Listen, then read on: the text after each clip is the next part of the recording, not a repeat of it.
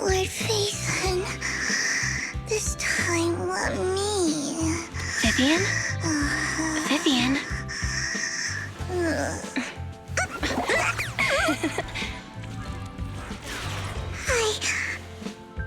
I didn't disturb your sleep, did I?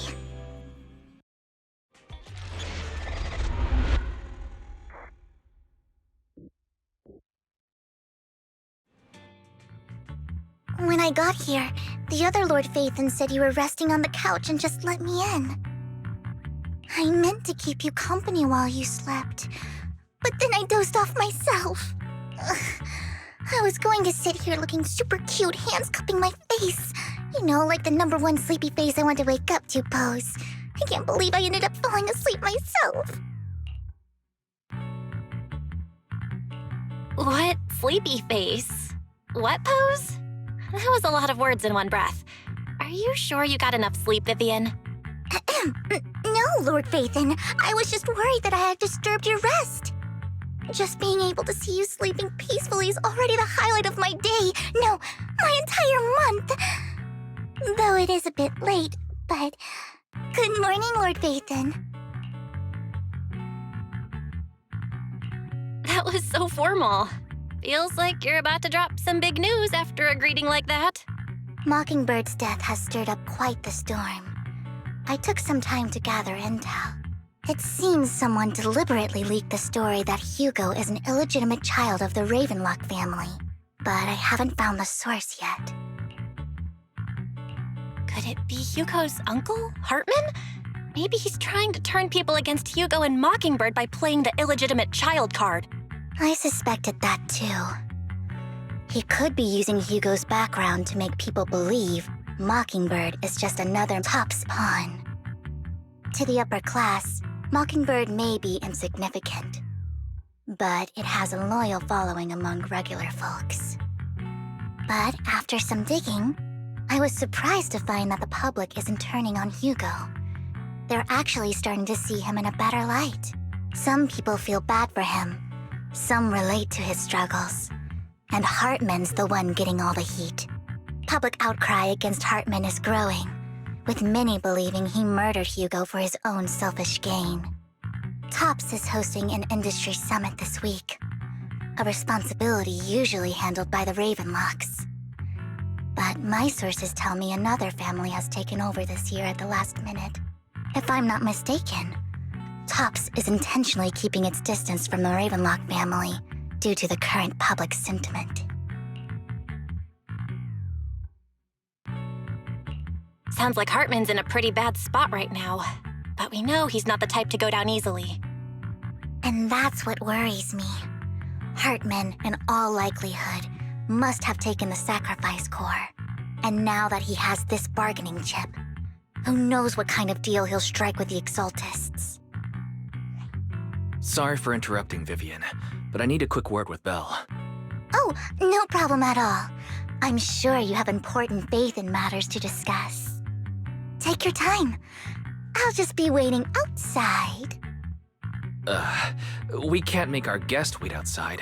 Belle and I will step out instead. Oh, don't mind me, Lord Phaethon. I wanted to browse the videotapes anyway. I'll be right here. Just let me know when you're done. Belle, Lycon's outside the video store.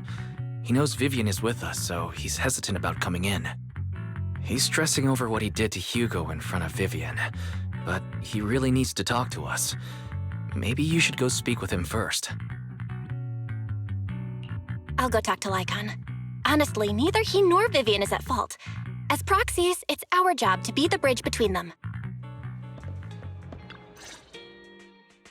Good morning, Master Proxy. Good morning, Lycon. Wise mentioned you wanted to talk to us and Vivian about something? Yes, it's an urgent request from the mayor, one that directly affects New Eridu's safety.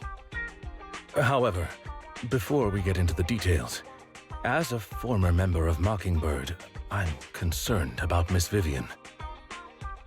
Hugo made many mistakes and betrayed the principles of Mockingbird, but I'm certain he didn't intend to put Miss Vivian or you in danger.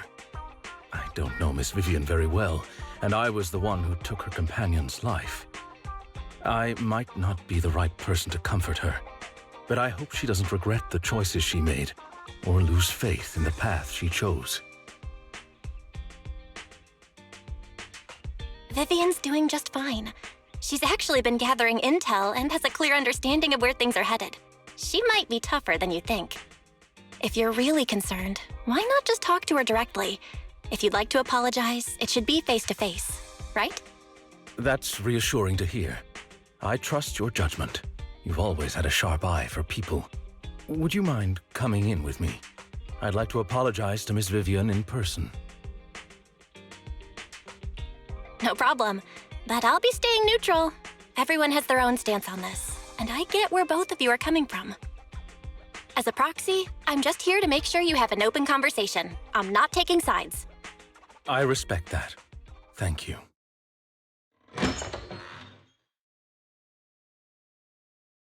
Miss Vivian, I'm very sorry about Hugo. You don't have to explain anything. I'm also part of Mockingbird. Mockingbird stands on more than just gain, so it won't fall when fortunes shift. Hugo had his fixations and ambitions. I also have things I must see through. I'm determined to get to the bottom of the Exaltists and the sacrifices. Miss Vivian, as a former member of Mockingbird, you have my deepest respect. You have my word, whatever comes next. I would never harm you or Master Proxy. As for Hugo, please accept my condolences. Condolences? That's not necessary. Mockingbird has plenty of tricks up its sleeves. This isn't the kind of act that ends so easily. Wouldn't you agree? You're right. Huh? That's it? You two just figured it out? Well, that was fast. Master Proxy, I believe we all share the same goal. Uncover the truth of the Exaltists and the sacrifices. The Mayor has tasked me with inviting you to take on this mission, and hopes we can work together moving forward. If the Mayor wants to work with us, I trust he will demonstrate his sincerity in kind.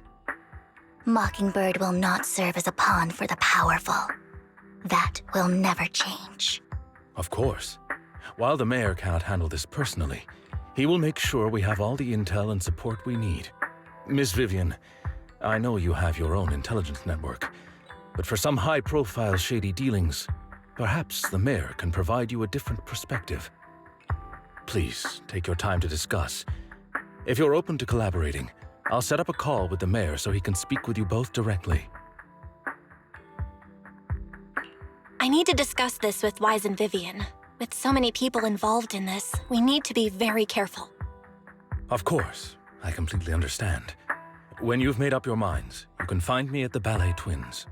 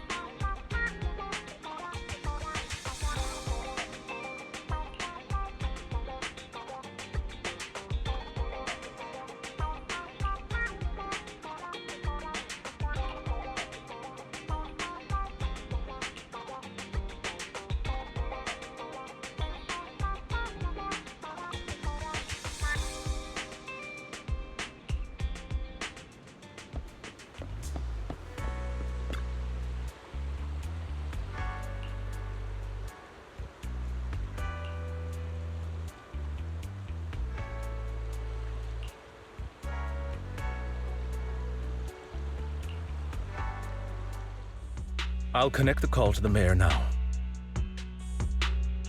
My dear friends, I'm glad you're willing to keep working with me. I'm truly sorry about what happened to Mr. Hugo Vlad. I didn't anticipate things would turn out this way. As Mayor, I can't fully condone Mockingbird's actions, but personally, I had a lot of respect for Mr. Hugo Vlad. I looked further into Bringer's map. The sacrifices were created by an exaltist named Landon, who was active in Janus Quarter. Mr. Landon passed away in an accident a few years ago. Before he died, he was researching sacrifices and was said to have created a batch of serum that could turn living people into sacrifices. The problem was, the serum wasn't stable, and after his death, the recipe was lost.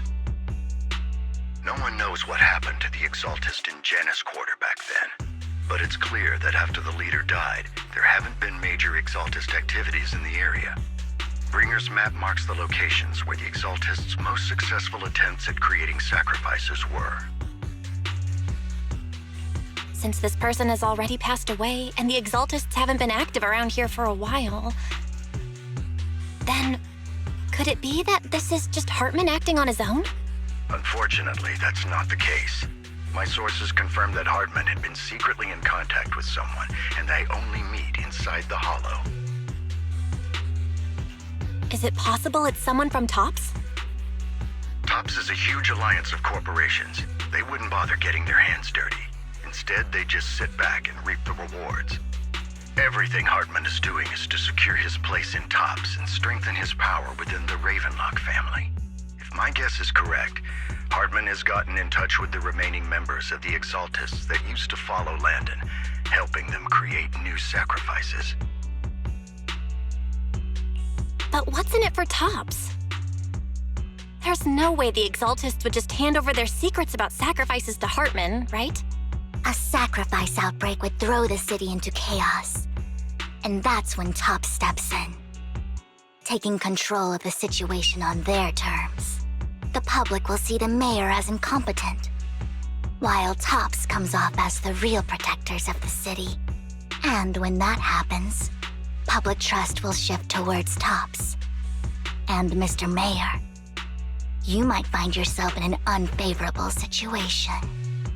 Still sharp as ever, Miss Vivian. So, what exactly do we stand to gain from partnering with you? Please don't tell me you're doing this out of some noble concern for your citizens. I'm not some hero of justice, and I don't believe in lofty ideals or empty promises. We have a common enemy. While our ideologies may differ, we can work together on this. And as proof of good faith, I may not know exactly where Hartman is, but I can fan the flames over Mockingbird's death and escalate conflicts within the Ravenlock family. So it was you behind the rumors. No wonder I couldn't trace the source of the public outcry. I'm not the one who started the rumors. I just helped them spread faster after they leaked. And I pulled a few strings to make sure the story painted Mr. Hugo Vlad as a heroic figure who was unfairly persecuted. As I said before, I had a lot of respect for him, and I'd be happy to clear his name. Now let me lay out my terms for collaboration. After looking into it, I found that the dormant sacrifice you discovered wasn't the only one. There are more places where sacrifices might be lying dormant. Too many eyes are on me right now, so I can't send my own men to deal with it. I'd like to ask you to retrieve the sacrifices from those locations. I'll make sure to dispose of them once you do, so no one will be able to use them again. On top of that, I've asked a friend to help monitor your physical condition, and maybe even uncover more of your potential. Her research overlaps with your teacher's work. You don't need to worry about her capabilities. She's a Void Hunter rank special investigator. Really? A Void Hunter rank special investigator is going to be assisting us? And she's involved in our teacher's research? That's right. She's heading to Janus Quarter for some business. I wanted to set up a formal meeting, but she declined. She prefers to assess things on her own and will reach out when the time is right. She'll let you know the details then. So it looks like you both are on board with this commission and ready to help recover the sacrifices? Okay. We don't want new Eridu falling into chaos either. We'll do what we can. I know you won't let me down. Given our positions, we might not be friends, but we're definitely not enemies. I'll leave the rest to you then. I've got to go. Goodbye.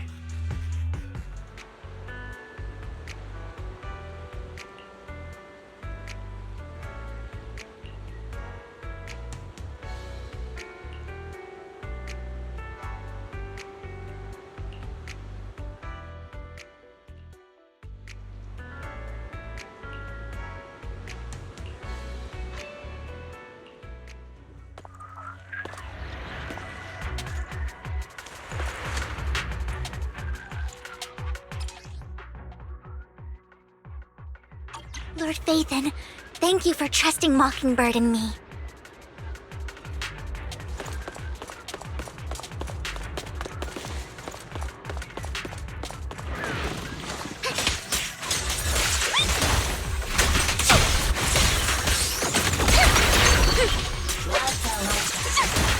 Fine.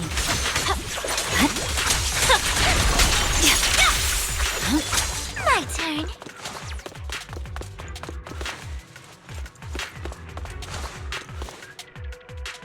Has someone already taken the dormant sacrifice from here? Or did the Exaltus decide to relocate it? No. If these dormant sacrifices aren't handled carefully, they could awaken and turn against anyone nearby.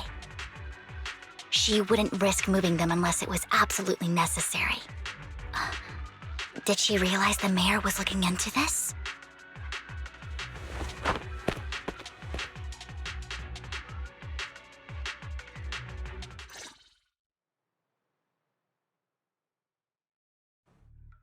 Did Hartman just make up this intel to get a shot working with us at Tops? I've been walking around forever and haven't found a thing. The Ravenlocks have always been a shady bunch. No surprise they've gone downhill over the years. I heard they were pretty loaded back in the day. What kind of business did they run? No clue. On the surface, their businesses seemed legit, but who knows what was happening behind the curtain. Probably something with the sacrifices. I mean, how else would he know about the dormant ones left around here for years? And he was so sure that even if those original sacrifices didn't work out, he had a backup plan. Backup plan? What could that be? Well, that's beyond me. I just happened to overhear something while I was next to Mr. Edmund one day. What's Tops planning to do with all these sacrifices, huh? For research? Do you think we'll ever have a normal life in the Hollows? Don't ask questions you shouldn't be asking. All right. There's nothing here anyway. Let's leave the Hollow and report back on what we found. And we'll make it just in time to clock out for the fieldwork shift. Let's get out of here first.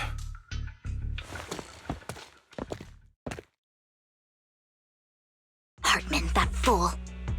He'll do anything to get into Tops, even if it means playing with fire. She's an Exaltist. Human lives have never mattered to her. The more people get dragged in, the greater the danger.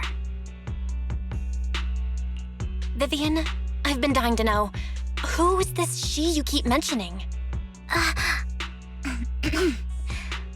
I apologize for losing my composure. Please don't mind me. The she I'm referring to is with the Exaltists. Someone I have a history with. That's why the moment I heard about the sacrifices, I felt compelled to uncover the truth. I never meant to hide anything from you. It's just that, for me, the Exaltists bring back painful memories. And I'm not ready to face them yet. So, Lord Phaethon, please give me a little more time. Once I've gathered my thoughts, I promise I'll tell you everything. Sure, I won't pry anymore. Everyone's got a past, and you don't have to dig up old wounds if you don't want to. I can see the Vivian I know now is super brave and kind. I believe you've really put in the work. Lord Phaethon, if we weren't in such a hurry, I'd spend 3 whole hours singing your praises. I'll make note of this and make sure to get it done before bedtime. First things first, let's track down those dormant sacrifices. The Exaltists have probably realized someone's after them by now. I wish we knew what Hartman's backup plan is. I just can't shake the feeling that something bad is about to happen.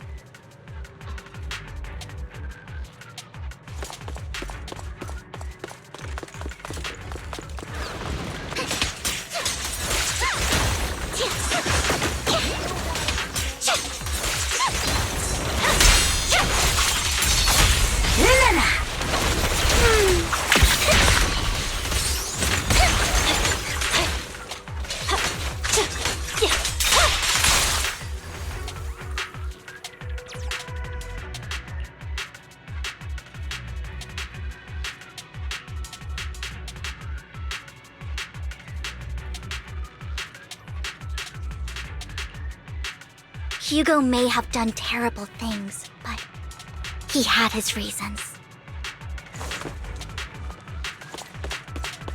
Mockingbird might be seen as the bad guys by a lot of people, but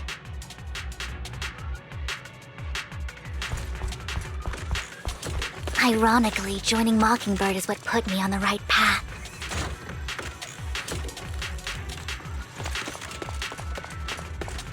For the first time, I'm needed for more than just my curse.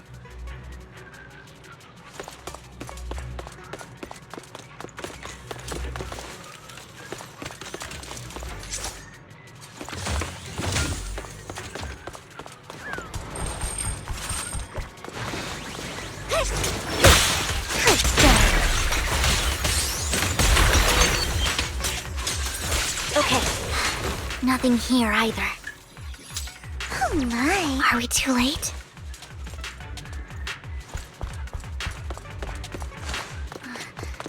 There's someone up ahead.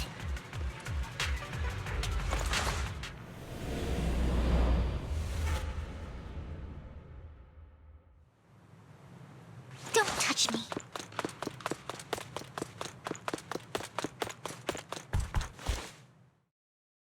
I knew it was you, Vivian. Camille, what are you doing here, sis? Are you destroying the dormant sacrifice? Vivian, don't call me sis. I'm not your sister. Are you trying to stop the Exaltists? I never left the Exaltists. You know what Landon did back then!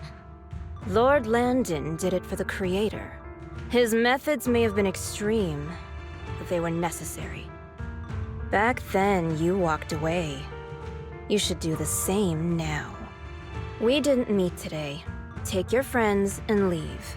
What's wrong? Are you being forced into this? I can help you. Help me? Like how you helped her? Vivian, you're crying. You see me, don't you? No, You haven't changed a bit, Vivian. No need to hide your tears. I know exactly what's ahead for me. You've made your choice, and I've made mine. One last piece of advice. Stay out of this. She loathes you. I won't tell her we met today. Don't show yourself around us again. Camille!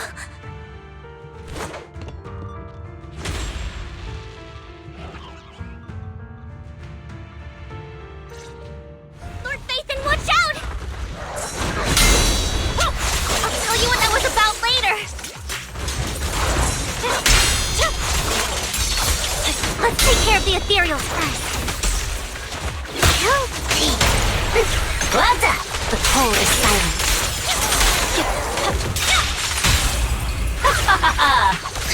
Out of my sight.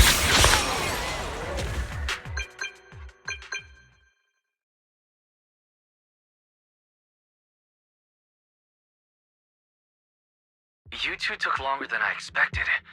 Did something happen? We searched the coordinates the mayor provided. Most of them were already empty. No dormant sacrifices. Camille, the Exaltists have been actively destroying the dormant sacrifices.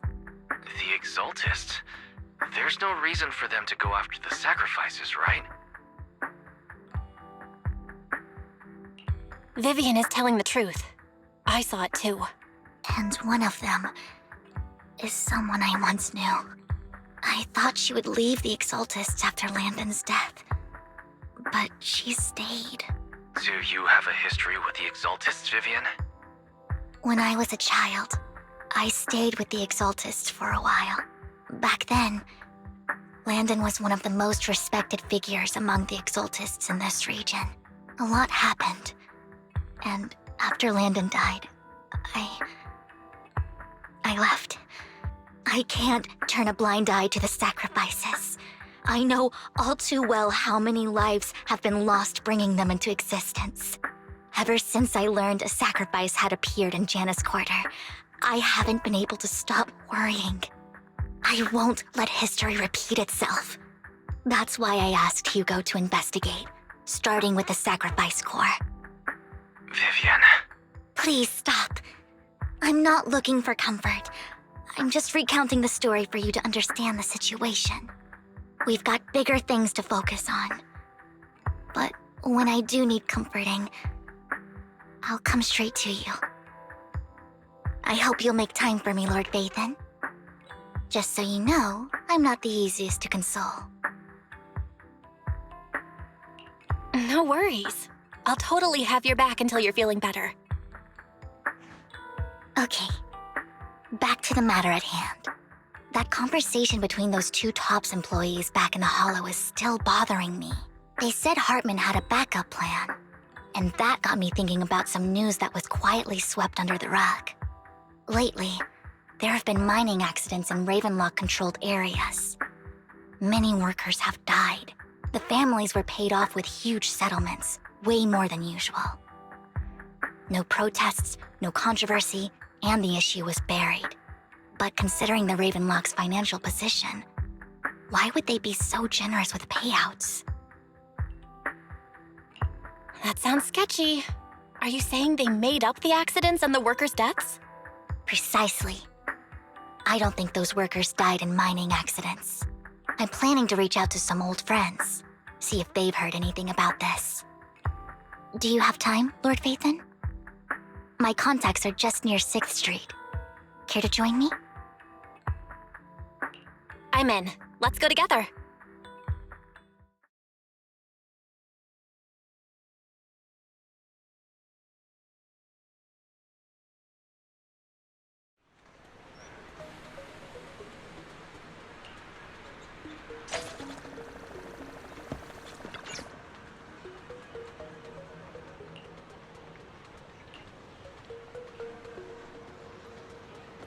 An old friend of mine said she has some new intel.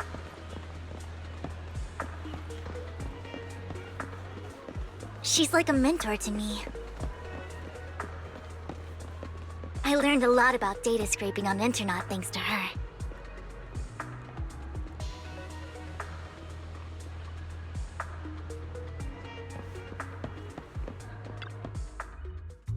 Rain! Long time no see. Yeah, it's been a while. Rain? You two knew each other? Yeah, Vathan. Long time no see. Rain, you actually know that Lord Vathan is Lord Vathan? No, I mean, you actually know Belle is Lord Vathan. I didn't know right away. One time, I needed a favor from Nicole. I only found out after meeting them. I mean, who would expect a legendary proxy to be running a video store for a living? Oh, by the way, your idol... Rain, let's not bring up old stuff. Lord Vathan wouldn't be interested in that. Why are you all tense? Right! Lord Vathan lives on 6th Street too and might know your idol. Remember when you traced that post on Internet to 6th Street and actually went to check it out? And you came back all bummed, spouting nonsense. Like there was only a black cat at the location, and maybe your idol is actually a talking cat. Or something like that. I know that black cat. I'm always sneaking at snacks. Lord Vathan, please, let's drop this topic. Come on, Vivian. It's been years and you still won't say who your idol is. If you'd just let me, I'd have tracked them down ages ago. I get it. You want to find the person who's important to you on your own. But you've tried so hard already. It's okay to lean on me a little, you know. I'm sure your idol won't hold it against you. I shouldn't have come to see you. Huh? What's wrong? Hey, Rain. Vivian said you might have some new intel. So let's get to the important stuff first. All right, let's get down to business. Here's something I'm pretty sure about. The Ravenlock family's claim that those missing workers died in an accident? Don't buy it.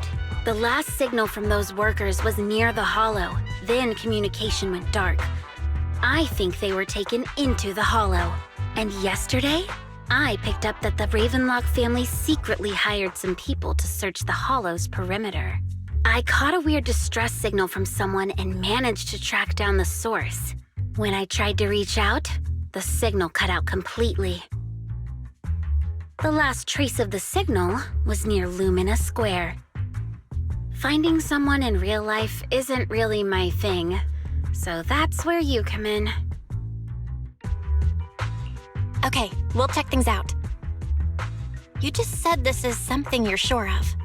Do you have anything you're unsure about? I dug up some info online, and one thing stood out. A few days ago, there were some creepy sounds coming from an abandoned warehouse by the port.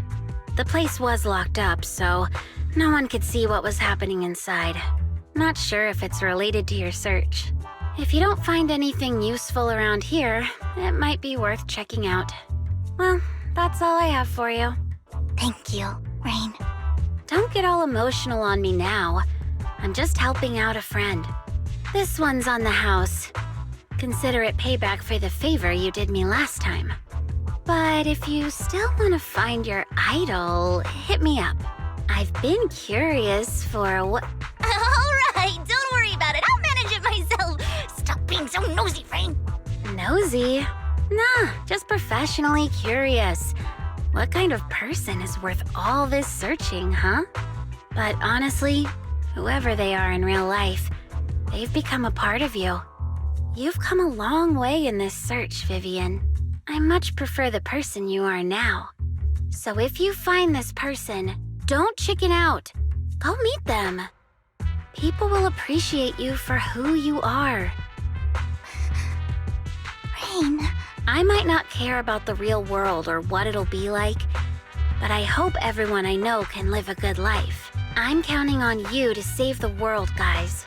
All right, I have other business to take care of, so I'll leave the rest to you.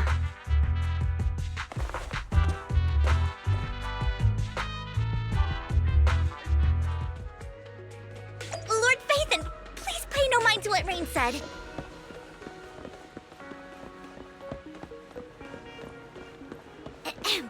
That big guy's up ahead. Let's hurry.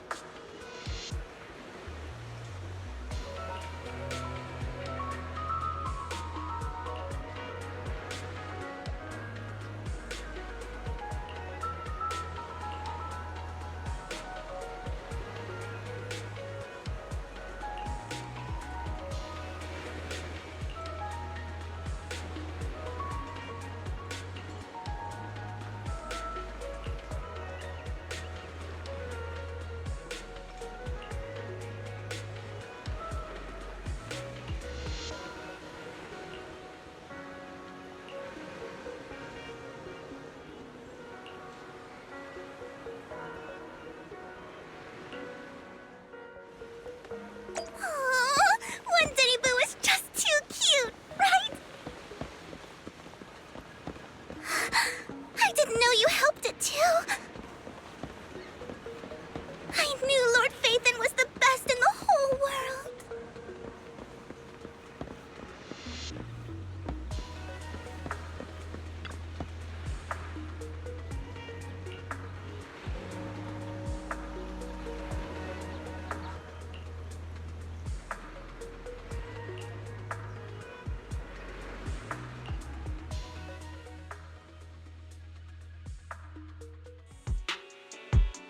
Don't take me back, please. I was wrong. I know I messed up. I don't want your money anymore. Please, no. Calm down. Who are you? I won't say anything. Just let me go. I don't know anything. I swear, I know nothing. We're not PubSec, the HIA, or the Ravenlock family. We won't force you into anything. There's no need to be afraid. What do you want from me then? We simply want to know where the Ravenlock family took you and what they made you do. I can't say. I can't tell you. I have a family. They'll hurt them. You never saw me. Please, just stop asking. Don't you wish to see your family? I don't deserve to see them. It's my fault. I was greedy. I did this to myself. But your family must miss you dearly. I'm sure they won't blame you. No, it's my fault. It's all on me. I don't want to drag them into this. If the whole ship is sinking, no one on board can escape. I'm just a nobody. And right now, there's nothing I can do to change anything. If you care about your family and friends, now is your chance to stop the disaster before it's too late.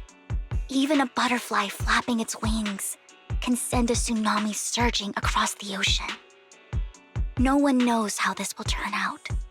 But if you do nothing now, the only thing waiting for you at the end will be regret.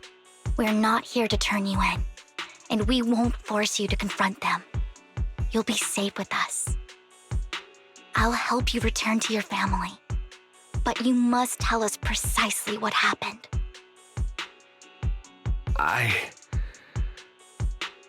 Hartman offered a huge amount of money, looking for workers to go into the hollow to guard something. The money was way too good. We all kind of figured something wasn't right. I thought it was just smuggling or guarding some kind of illegal ether resources, so I signed up. After we sent in our applications, Hartman's men took us into the hollow. The first place we went, there was a strange box. When we got there, they handed us some pills, saying they'd improve our aptitude for ether, for us to last longer in the hollow. But after I took them, everything went fuzzy. Something was definitely off about those pills.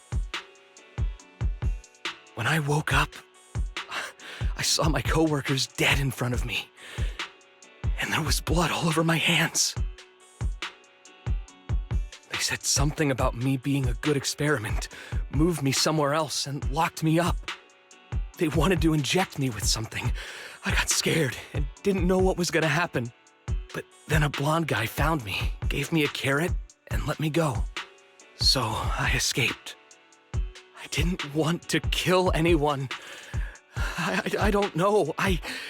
It wasn't your fault that your coworkers died. You were just a tool in their hands. Do you remember the place they first took you? Do you know what was in that box? I only remember the first place was like a rooftop. I think it was on top of a tall building. What exactly was in that box? I can't remember. I'm not lying. Those pills they gave us, they make you hallucinate. I took just one and my mind felt like it wasn't my own. My memories turned into a blur. I'm telling the truth. I'm not trying to run from my mistakes. I just really can't remember what happened. I know you're not lying. We'll arrange for your protection. You can rest easy and recover, and your family won't be dragged into this. Once this is all over, you will be able to reunite with them.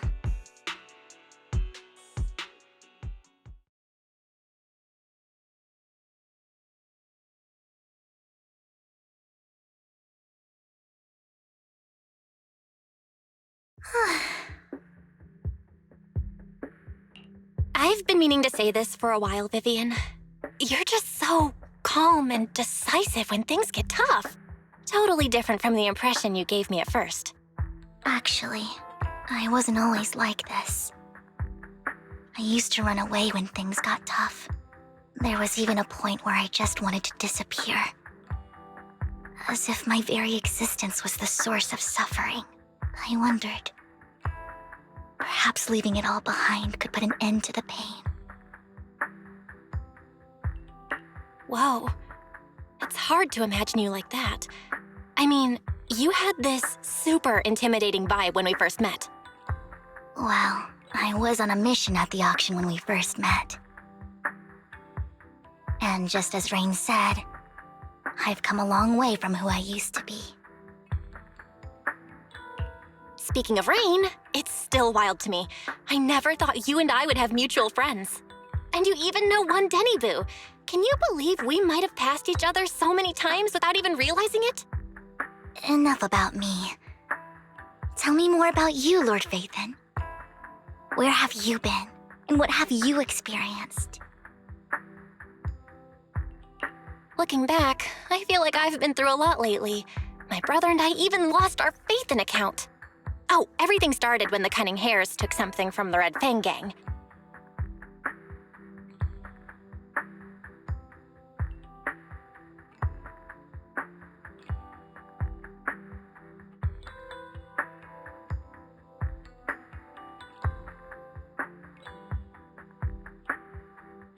I remember it should be around here. That store's been sitting in my favorites for ages.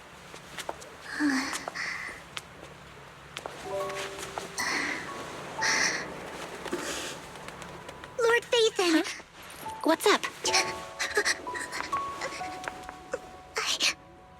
I've seen that black cat on 6th Street. That harmonica in the outer ring you mentioned. I've heard it before, too. I've even been to the monument outside Hollow Zero. But none of that was a coincidence. It was me.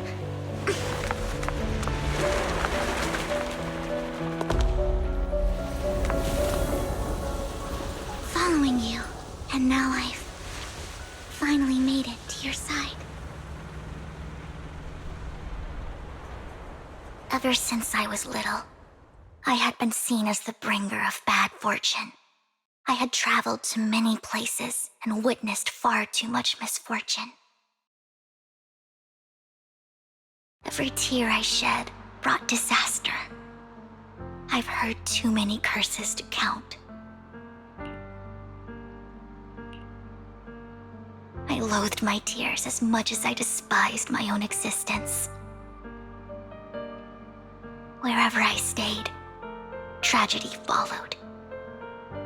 I had roamed too many places, and each time, it ended the same way. I didn't know where I could go anymore. One night, I stumbled upon a post discussing me, whether they knew me or not. Everyone seemed convinced that I was the source of the curse. Some mocked me with cruel intent. Some wished I would vanish, and others speculated maliciously. It really seemed that my very existence was a disaster. In that moment, as darkness enveloped the city, I saw lights flickering to life all around New Eridu. So many lights, and not knowing where to go, I thought, if only I could disappear into those lights. I made up my mind, and right then, my phone rang. I decided to take one last look. I wanted to know who left me my final message from this world. It was you, Lord Phaethon.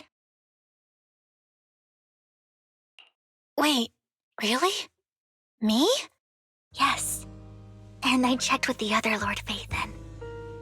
You were the one using the account at that time. But I know you probably don't remember it. After all, it was just an ordinary day with than ordinary posts and meaningless comments online. But for me, it was the night I finally realized where I could go. I wanted to walk the paths you had walked, see the sights you had seen. And then, one day, share it all with you, face to face. What did I even say in that comment? I can't remember off the top of my head. Well, you'll have to figure it out for yourself. I'm not telling you. Huh? No! So, Lord Vathan, thank you. Not only for that comment you made that day, which was a silver lining for me, but also for giving me the courage to become who I am today. The Vivian standing right in front of you now. Lord Vathan, I truly like who I've become.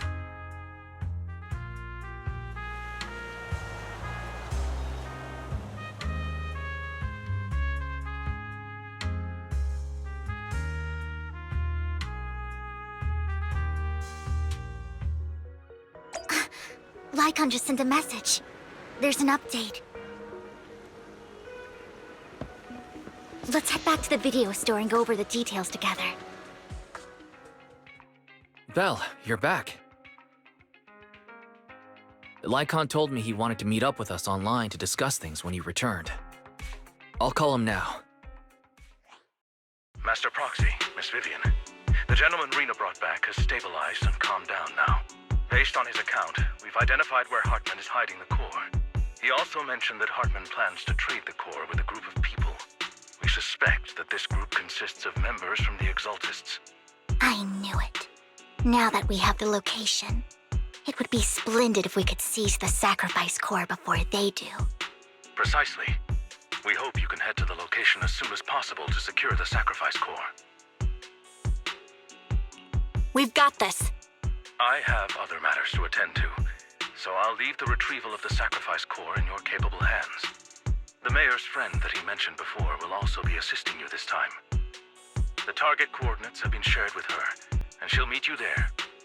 Please ensure your safety, and I wish you all the best.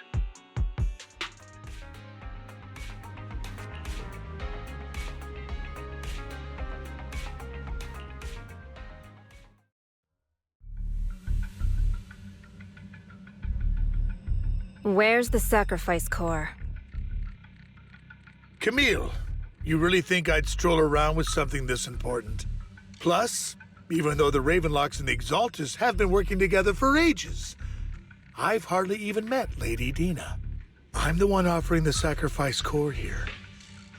I'm curious what Lady Dina's got lined up for me in return? I'm just here to verify that the core you mentioned is real. Once that's sorted, Lady Dina will give you a proper response. Our partnership isn't just talk. We need to be sure you have what we need before moving forward. Sure thing. I'll take you to where I keep the core. Once you verify it's legit, have Lady Dina come over. We'll lay everything on the table face to face. All right, lead the way. It seems Hartman is trying to bargain for more. What a greedy and insatiable man. It's just that... why would they only send Camille for something as important as the sacrifice core? And I can't shake the feeling that Camille doesn't want Hartman and Dina to meet. Why is that? Who's this Dina he just mentioned? Is she the leader of the Exaltists? Kind of. Lord Vathan, I really think we should hurry. We must get to where Hartman keeps the core before anyone else does. I've got a shortcut planned, but there are gonna be ethereals along the way. I'll let you handle them, Vivian. Don't worry, Lord Vathan. You're in capable hands. I'll ensure your safety.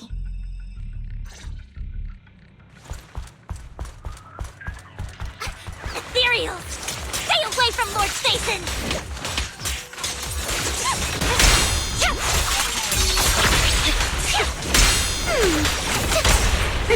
Well done!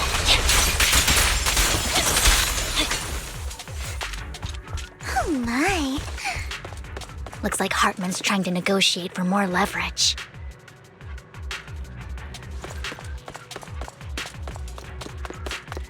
Let's get out of here before we're spotted.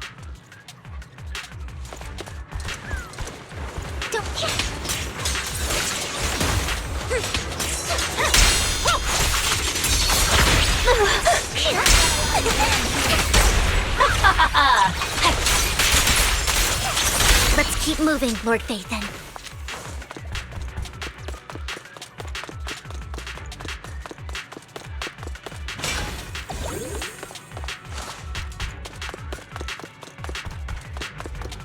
Leave the enemies to me, Lord Phaethon. Better not get my tricks carried out. Fine. Leave it to me.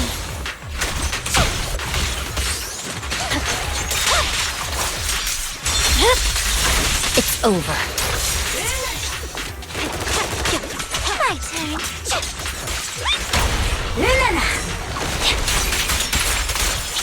They're still over there.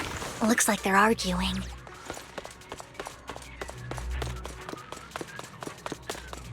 This is our chance. Let's hurry.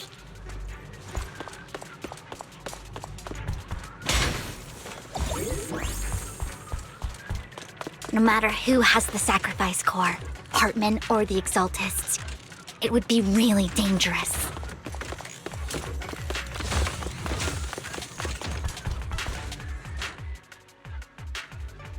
Hand over what's in the box. Or we do this the hard way.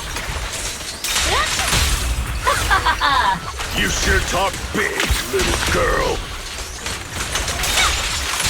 Let's hurry and secure the sacrifice core. Allow me. Lord Phaethon, the box is empty. So Hartman never kept the core here to begin with? How did you even find your way here? Where's the core in the box? What did you do with it? You call this keeping the sacrifice core safe?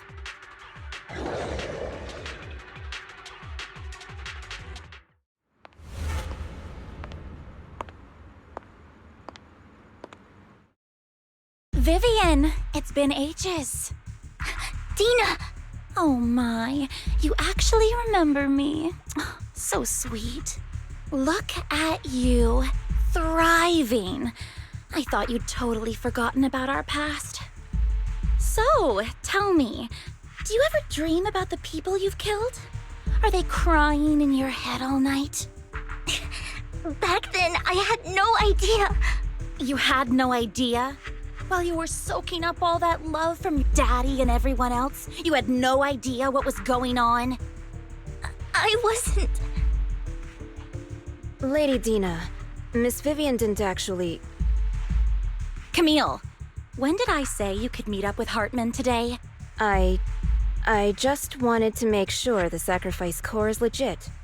I was worried Hartman might try to pull a fast one on us. Really? So loyal. I thought you'd be more like the old days. Just a few words from Vivian, and you'd be plotting my demise. Just like what you did with Father. I won't, Lady Dina. Don't even think about betraying me, Camille. You owe me for what went down back then. However, I do understand your worries. This core, it's fake. No way! I got this straight from Hugo. It can't be fake. How can you just claim it's fake without any proof? Ugh, seriously?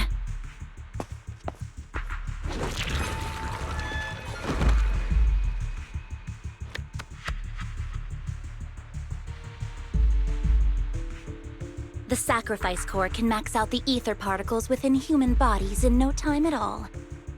But look at your little subordinate. How uncouth. He's making noises like some animal. Can you shut him up? So annoying. The masterpiece Father made for the Creator isn't this worthless piece of junk you're holding. So, the real core. Vivian, where do you think the sacrifice core is really at? I don't know. If I knew where the real core was, I'd destroy it without a second thought. Dina, you understand what the sacrifices are. And you know those who were blessed should not have to endure such horrors. Oh, they shouldn't have suffered those horrors. Weren't you the one who decided if they'd be blessed or not? If it weren't for your tears, how would they have encountered such misfortune? How self-righteous, Vivian. Their fates were in your hands. It was you who brought disaster on them. Landon just needed an excuse. He needed someone to blame. Whether I shed tears or not, he'd treat living beings as mere subjects for his sacrifice experiments. Dina, you know all of this. Landon even went so far as to sacrifice you. Shut up, shut up, shut up! Father did it for his great cause. Vivian, why do you always mess everything up for me? Everything! You did it before, and now again! You just had to ruin my plan. I was so close to fulfilling Father's last wish. If you don't give me the sacrifice core, be prepared to become food for the ethereals. I told you I don't have the sacrifice core. Otherwise, I would have destroyed it already. Lord Phaethon, find the right moment to retreat. She can be quite unpredictable when her temper flares. Oh, really? You don't have it? Then I suppose there isn't a reason to keep you alive.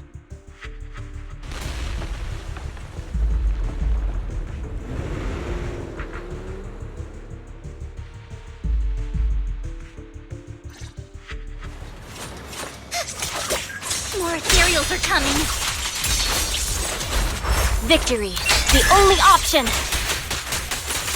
Too many. There's no chance to get out of this. My blade is already sheathed. Fool, who dares get between me and Lord Phaethon? Okay. Scatter! Stay away from Lord Phaethon! There are so many.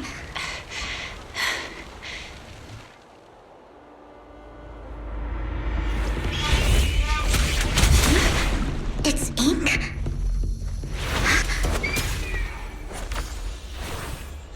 Shun Palace, good fortune, closed gate, safety. What? An evil miasma gathers here. Another place of conflict. If you wish to avoid disaster, then head southeast.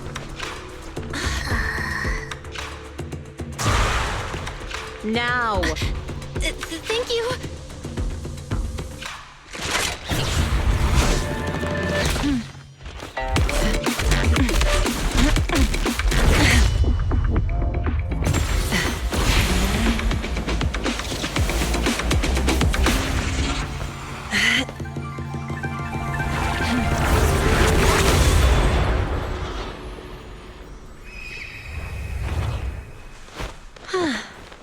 Finally, peace and quiet.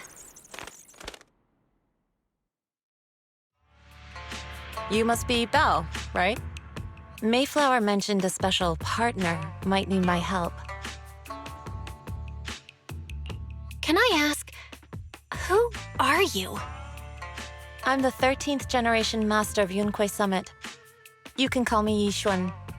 Mayflower passed along your info, and I was curious what kind of person you are, so I came to see.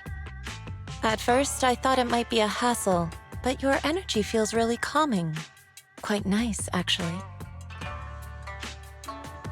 Oh, so you're the investigator the mayor talked about. Yes. He also asked me to be your temporary teacher and offer you a bit of guidance. Guidance? What exactly does that mean? Unfortunately, this isn't the right time or place to talk. I have some investigation work to catch up on, and it seems you've got quite a lot on your hands, so let's part ways for now. I'll find a good time to visit you soon.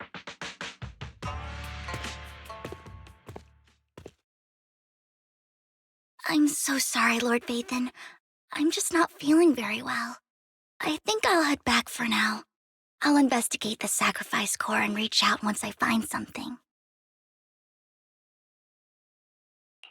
You definitely need some rest. Let's get out of the hollow.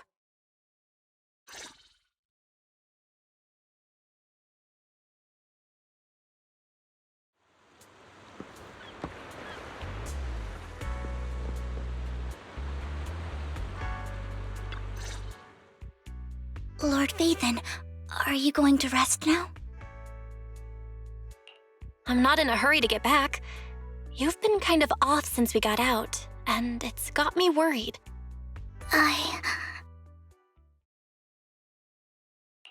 If something's bugging you, just spill it if you want to.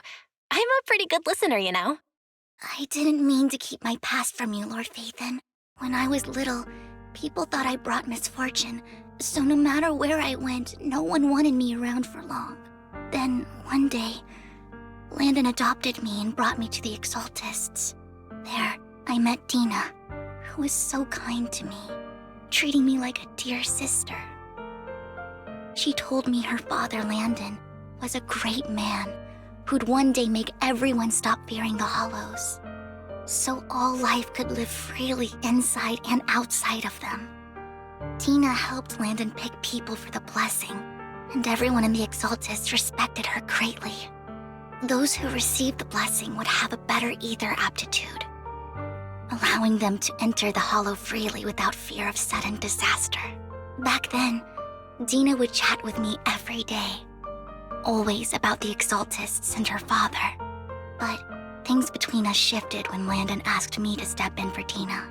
Landon told me I didn't only bring misfortune, and that if I listened to him, I could actually help people. After that, he'd take me to meet people, and if I shed tears, he'd give them a blessing medicine. Those who got the blessing could dodge calamities. At first, I was ecstatic, thinking I could help others. I shared my joy with Dina, but that was when she started to pull away from me. The blessing medicine. Please tell me that wasn't the sacrifice serum Bringer had? Yes. To be precise, it was an early version of the sacrifice serum. Landon's medicine wasn't stable. The medicine Landon developed could boost abilities quickly, but also sped up the development of ether corruption. In the end, most people turned into ethereals, and a few became sacrifices, losing all human consciousness. The ethereals were killed while the sacrifices were given to the higher-ups of the Exaltists. The Exaltists wanted the sacrifices to hold human consciousness, so Landon's medicine was seen as a failure, and he gradually lost influence within the Exaltists. One day, I saw Dina, and tears streamed down my face. In a bid to save his reputation, Landon decided to let his own daughter receive the blessing. I had always thought that getting the blessing was a good thing, until I saw terror in Dina's eyes that day. That evening, I broke Landon's rules for the first time and followed him out of the Exaltist's residence. I trailed him to the Hollow, where I witnessed someone who had been blessed becoming corrupted. In the end, that person became an ethereal. Then, without hesitation, Landon killed him. Before Landon returned, I went back to the residence and snuck into his study. And there, I uncovered the truths I just told you. And just a few days later, it was time for Dina to be blessed. I wanted to save her and stop anyone else from getting deceived. So, that day, I told everyone present that Landon should be the one to receive the blessing, not Dina. At first, Landon argued, and no one believed me. But, in front of them all, I looked at him and let my tears fall.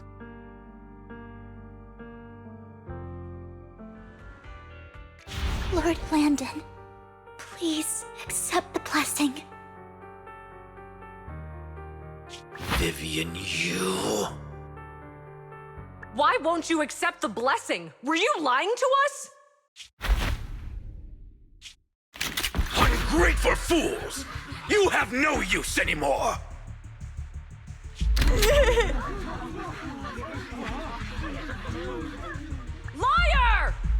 Run! Run! Dina! Dina, wake up! We have to go! Vivian? What's happening? Listen to me! Lord Landon's so-called blessing isn't...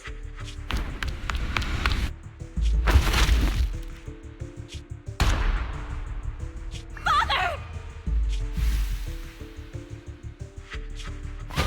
No, I was just... Mom, I want to go home. It's got nothing to do with us. This is just what happens when you don't accept the blessing.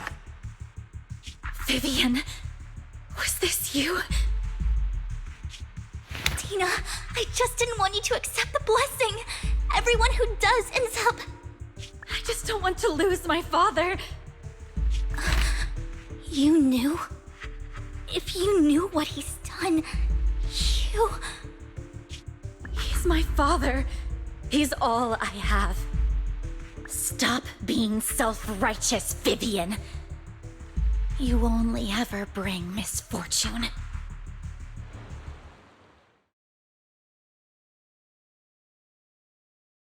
I thought once Landon was gone, Dina would leave the Exaltists.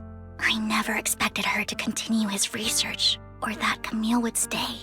Camille lost her entire family in a hollow disaster, so she's always supported the Exaltists. She's not a bad person. She's just someone searching for hope. She joined the Exaltists very early on, and even watched Dina grow up. That day, she was just so desperate to save Dina that all these years she's been following Dina, taking care of everything out of guilt, I think. But I didn't just fail to save Dina. I trapped her. I see misfortune approaching, but I can never change its course or avoid the bad ending. Maybe I really am a bringer of misfortune. No way. You're not the one bringing bad luck. Whatever went down with the Exaltists, Landon used you. As for Dina and Camille, they know the truth, and they just made their choices. The hollows and the disasters they caused took more than just their loved ones, but not all survivors cling to obsession and hatred like they do. Lord Phaethon. You need to believe in yourself. You're currently resolving the sacrifice crisis with your own effort. I remember you saying you really like yourself now. So what's changed? Yes, that'll always be true. Thank you for listening to my story today. Years have gone by, but I've never had the courage to face all this. Maybe Dina and I were meant to meet today, so I could finally spill it all out. It lightens my heart a little. Lord Phaethon, you truly are a wonderful listener. Whenever you're feeling down, don't hesitate to come to me. I will. It's been such a long day. You must be exhausted. I'll track down the location of the sacrifice core and let you know what I find. Good night, Lord Phaethon.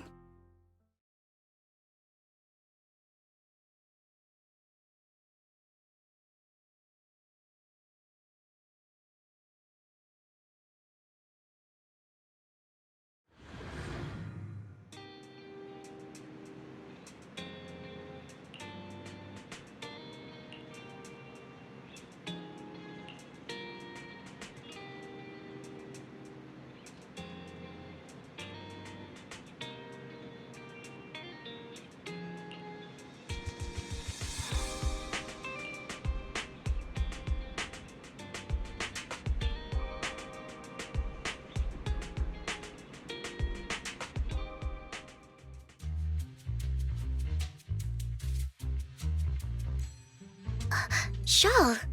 I didn't expect you to be working here. Perfect. I was just covering someone's shift.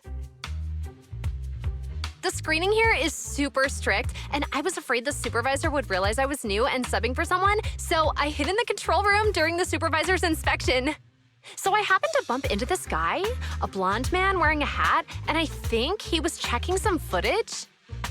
Then he logged that footage into the tape he brought. Later, I found that part of the footage had been wiped. Blonde, wearing a hat. Could it be Hugo? Do you know him? I think it's him. If it were Hugo... I think I know where he would hide the tape. Thank you, Shaw. You were a big help. Great! You also helped me a lot when I started working. I used to make mistakes all the time. If it weren't for you cleaning up my messes, I would have been fired ages ago. So I'm happy I could help you too. All right, go ahead and do what you need to do. We'll catch up another time.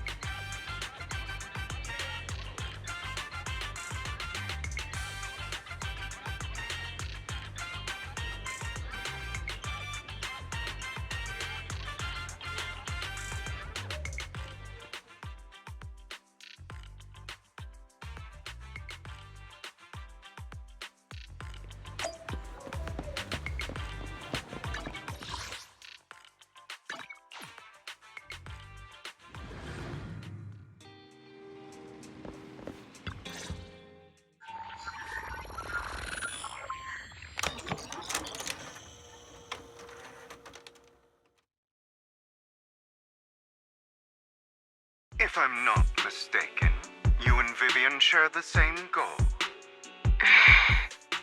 Silence is no good for negotiation.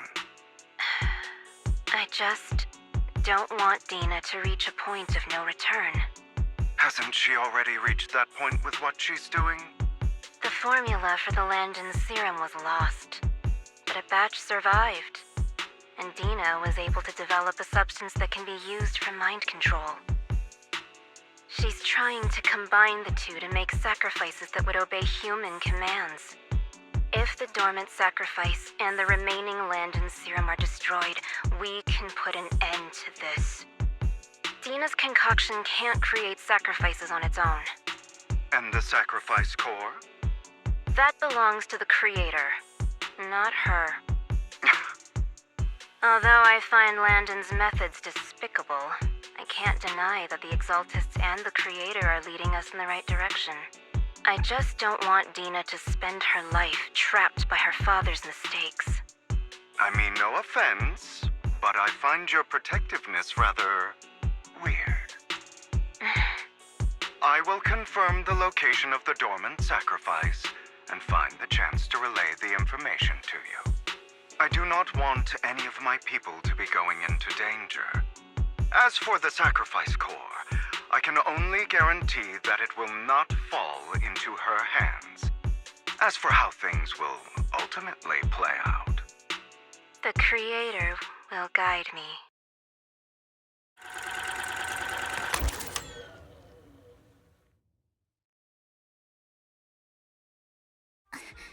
Camille was actually destroying the dormant sacrifice? Now Camille's actions make sense.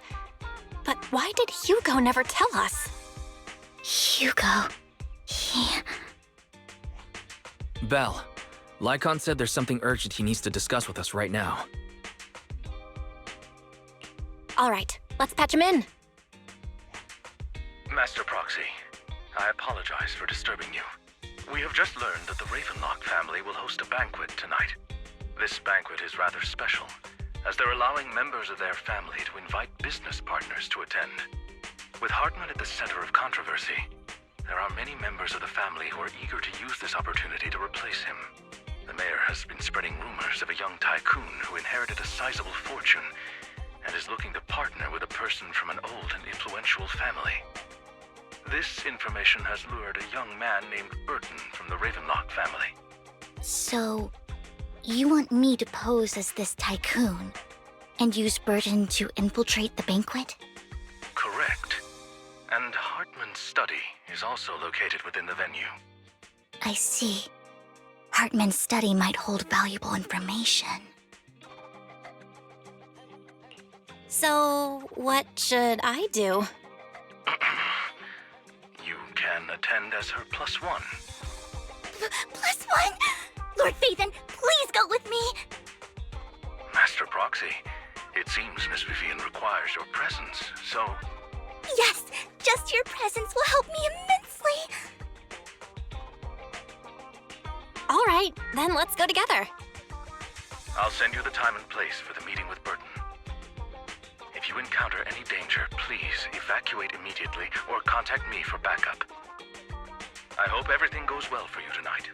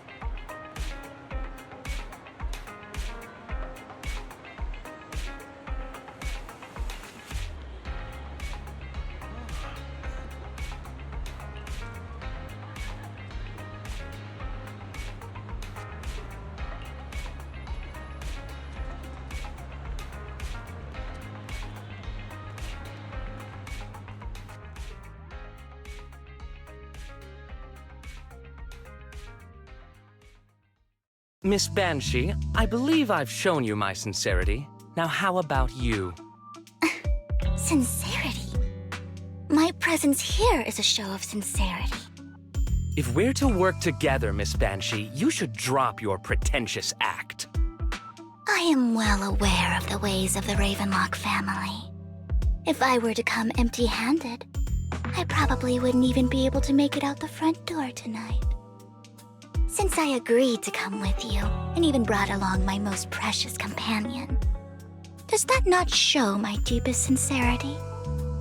No need for such an off-color joke. Our door is always open for those coming or going.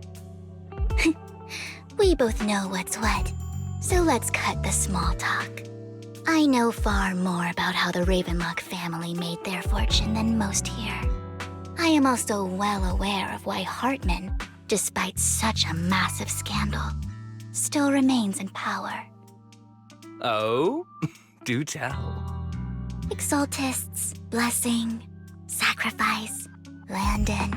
Where would you like me to start? How did you know that? No, who are you? Don't be so tense. If I'm not mistaken, it's about time the banquet began. My companion and I are practically famished. Is this how you treat your guests? By letting them starve? Perhaps when we've had our fill, we'll remember where the sacrifice is hidden. You know where the sacrifice is? So, can we go get something to eat now? And I'm also looking forward to receiving a special dessert from you.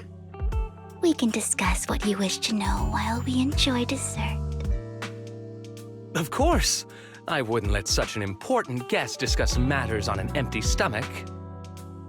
As for dessert, I will prepare it myself, and I guarantee it will satisfy you. I'll come find you later. I wish you a pleasant evening.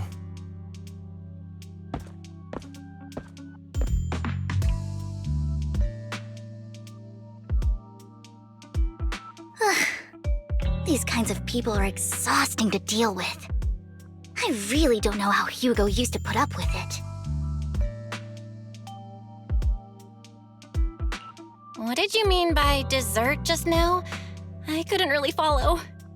Hugo taught me that bringing up dessert in such situations is a way of telling the other party they need to offer more.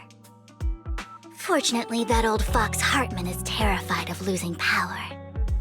He's definitely keeping the destruction of the sacrifice and the fact that the sacrifice core is fake hidden from the other family members. Otherwise, Burden wouldn't have been so willing to raise his offer. Lord Phaethon, let's find Hartman's study when the banquet is at its busiest. All right, I've already taken note of the surrounding terrain. Once more people arrive, we'll enter the garden through the door in the corner of the banquet hall. Wherever you go, I'll follow, Lord Phaethon.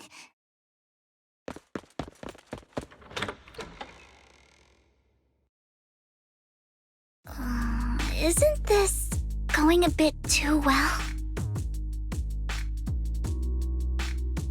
The security around the manor is really strict, but inside might be more lax. But just in case, let's tell Lycon. Right. Having some backup would be safer.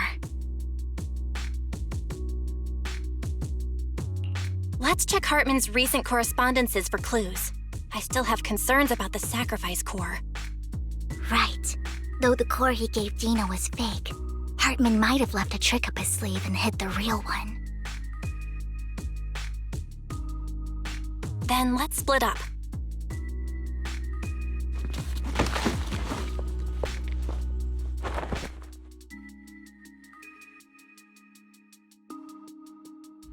Esteemed guests, is the catering at the Ravenlock family banquet not to your satisfaction?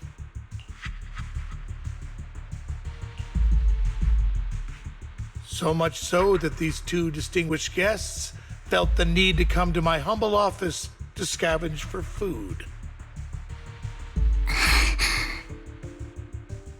Don't want to come out? Well, after all, you don't have long left. Burton, that greedy idiot, fell for the mayor's trap. But I never expected that he would bring you into my territory. I suppose I should thank him. Otherwise, I would have had to go to great lengths to eliminate you. Vivian, Phaethon, give Hugo my regards. Tell him I shall be taking the wealth and power of the Ravenlock family for myself.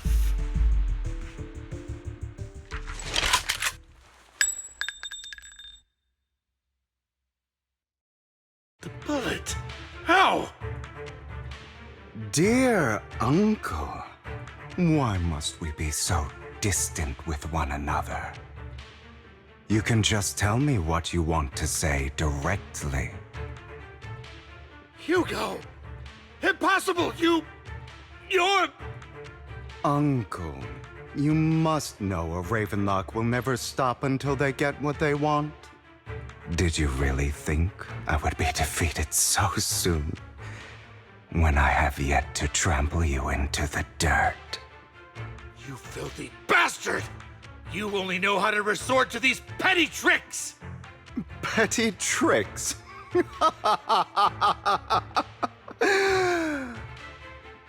Perhaps you'd like to know what I managed to accomplish using this faked death of mine, my dear uncle. Faking my own death. Hope it's all worth the theatrics in the end. It was just to keep Hartman off my back, but maybe I went a little overboard. The manager must be pretty shaken up. I should apologize at some point.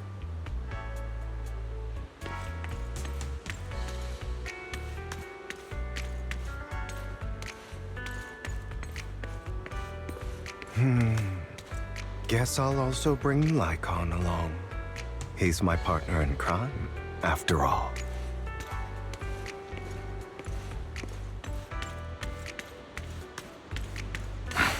You're late. So strict. Spare me a moment to catch my breath, will you?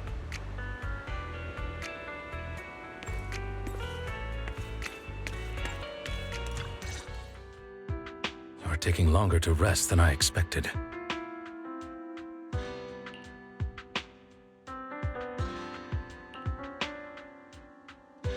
Lycon. You think too highly of my physical capabilities. Well, thank you for your cooperation. I must say, if nothing else, at least your acting skills have improved. Why do you look so angry? You should be happy. We pulled that off together with flawless teamwork and managed to fool everyone. Drop your foolish facade. I'm glad you still remember the code we set all those years ago. And thank you for ensuring your sleight of hand didn't deteriorate. Oh, right. I should also thank the blood bag hidden in my clothes and our other props. Do you remember when we last used this trick? It was probably ages ago. Sometimes I really don't understand you. Have you never thought about what the consequences would be if I didn't understand your code? If I decided against helping you? Or if I just couldn't control my strength properly? You'd understand it. Of course, if things really did go awry, I had alternative plans. You wouldn't be so arrogant as to think I'd bet everything on you, would you? You're insane. Aw, I'm flattered. So what exactly is the purpose behind all this? Surely after going to such great lengths to erase your own existence, you don't just plan to hide here and reminisce about the past with me. Don't try to brush this off. I've already helped you enact your plan. Tell me the truth. Don't get your tail in a twist. I have more plans that require your assistance, so naturally I would not hide anything from you. Simply put, as things stand, whether as Hugo Vlad or as Mockingbird, I am doomed to die. Seems you've made quite a few enemies. As a member of the Ravenlock family, I negotiated with Edmund and managed to obtain resources from Tops for my future plans. I also confirmed what attitude they held toward your master, the Mayflower family. Meanwhile, I used my identity in Mockingbird to strike a deal with Hartman and gather information on their collaboration with the remnants of the Exaltists. That's where I got my intel on what Bringer left. Oh, by the way, the crime declaration letter that your dear mayor received, that was also sent by yours truly. He's probably figured that out by now, right? Though I'm not sure if he told you. The mayor learned about the sacrifice attacks through his own means, but lacked an opportunity to take action. That warning letter was precisely what he needed. You aren't hopeless yet. How delightful. In short, I'm more well-informed than your lot because I get around, dealing with all these different important figures. But of course, it comes at a cost, it's only fair. After all, you can't hide the smoke from a wildfire. Rather than trying to carefully tame it and risk setting yourself alight, it's better to let it burn free. When I helped you put on your little act, killing you in front of everyone, you left the sacrifice core to Hartman. That was intentional too, then? Oh, yes. And it worked like a charm, didn't it? Now no one cares for me anymore, and all eyes are on Hartman. A perfect situation for keeping the Ravenlock family in check while dealing a cutting blow to the Exaltists behind them. Another crucial point is Vivian and Phaethon. I must sever any ties they have with me or Mockingbird. Although I feel bad for Phaethon about what happened, but it had to be done. That's the only way they would be safe, allowing the plan to continue. I noticed that you never turned your blade toward Master Proxy. So, those words you said back then were also... I will bloody my hands. I will carry the weight of my sins. I will become the Abyss. Obviously, it was all an act. My acting has always been impeccable, as you know. Hugo, you're taking such a tremendous risk. Why? Would you believe me if I said it's for justice? But unfortunately, it's not. I want revenge on the Ravenlock family. And I will make sure that despicable excuse for a human being, Hartman, suffers a slow, torturous end. Of course, I also promised Vivian that I would help her investigate the whole thing with the Exaltists. That's all.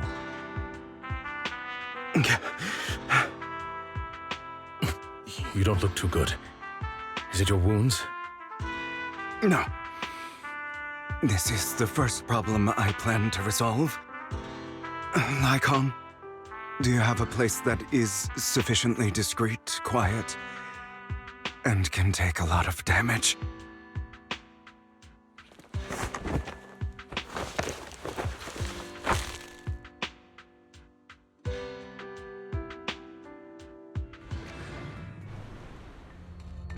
What exactly are you doing?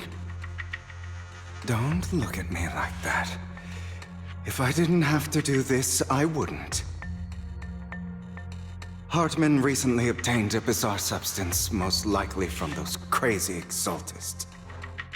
After use, it allows control of the victim's mind, to some extent. You were dosed with it? To be more precise, Lycon, I deliberately allowed Hartman to put this drug in my cup to facilitate our previous collaboration.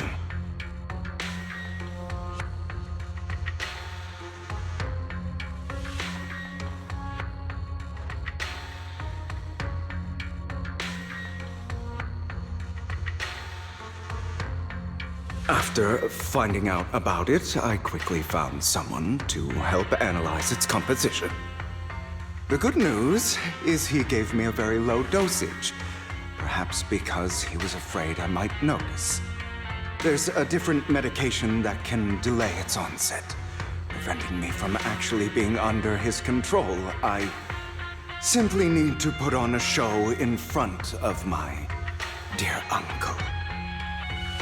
The bad news is that currently there is no antidote. When I delay those effects, however, they will accumulate and erupt when my body reaches its limit. It may even break my mind. And that's exactly what's happening now. I need to endure those accumulated consequences. So, I will lock myself in this room for however long that takes. I've tied my limbs to prevent me from smashing this place or accidentally hurting myself. Anyway, after you leave, do not open this door, no matter what you hear.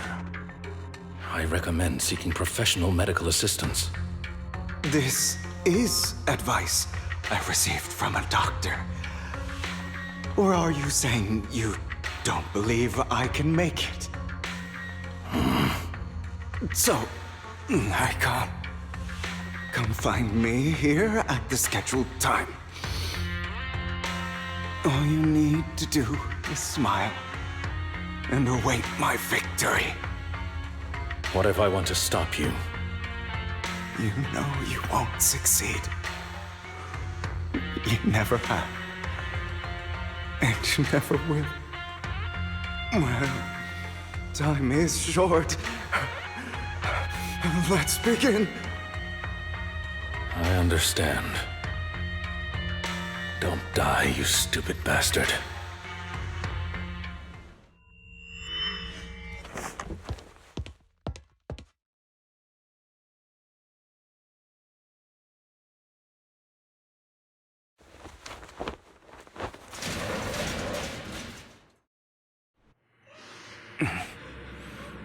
Is this because the side effects haven't worn off yet?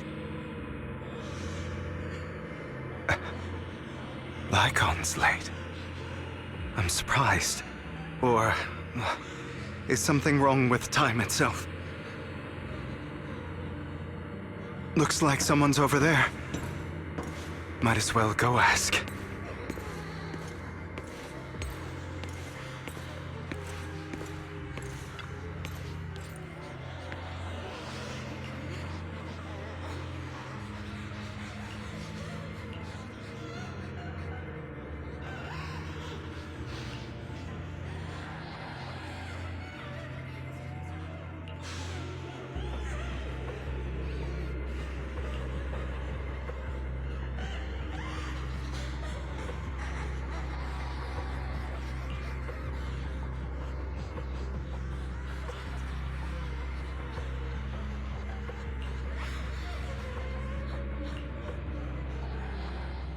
It's all your fault! I wish I had never given birth to you!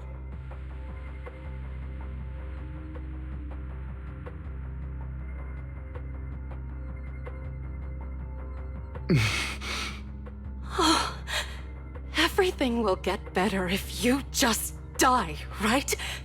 If you die, he'll come back. We'll have another, more perfect child. One who will inherit the Ravenlock family bloodline. Then I'll be able to escape this pain. So, Hugo, for the sake of Mommy's happiness, just die, okay?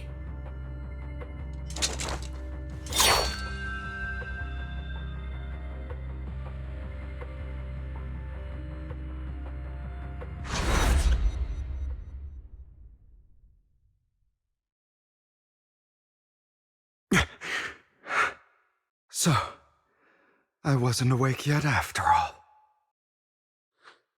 That's because you don't want to wake up again. Who are you?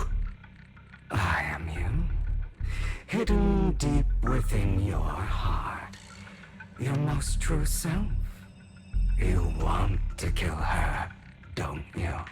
Your so-called mother. Every time she beat you without reason, when she tried to gouge out your eyes, when she sold you into that hell, laughing all the while. You wanted to be the one to end her life. Why not admit your hatred? As you are, you can hunt her down and make her pay for the living hell of a childhood she made you suffer. Yes, I hate her. I hate her because she was foolish and shallow, greedy and stupid. I hate her because she doesn't deserve to be a mother. She did everything she could to try and get into the Ravenlock family, believing she could live a life of luxury without having to do anything and never realizing she was a pawn, discarded from the very beginning. So she chose to blame me. Blame me for my heterochromia. Blame me for my very existence. But I won't kill her, because I know it won't change anything. She was incapable of loving me, just as she is incapable of loving herself. Have you been brainwashed by that dog? Keeping up the act of being some magnanimous and forgiving fool? Don't compare us. I've simply come to understand love or hate. I make my own choices, and they have nothing to do with anyone else.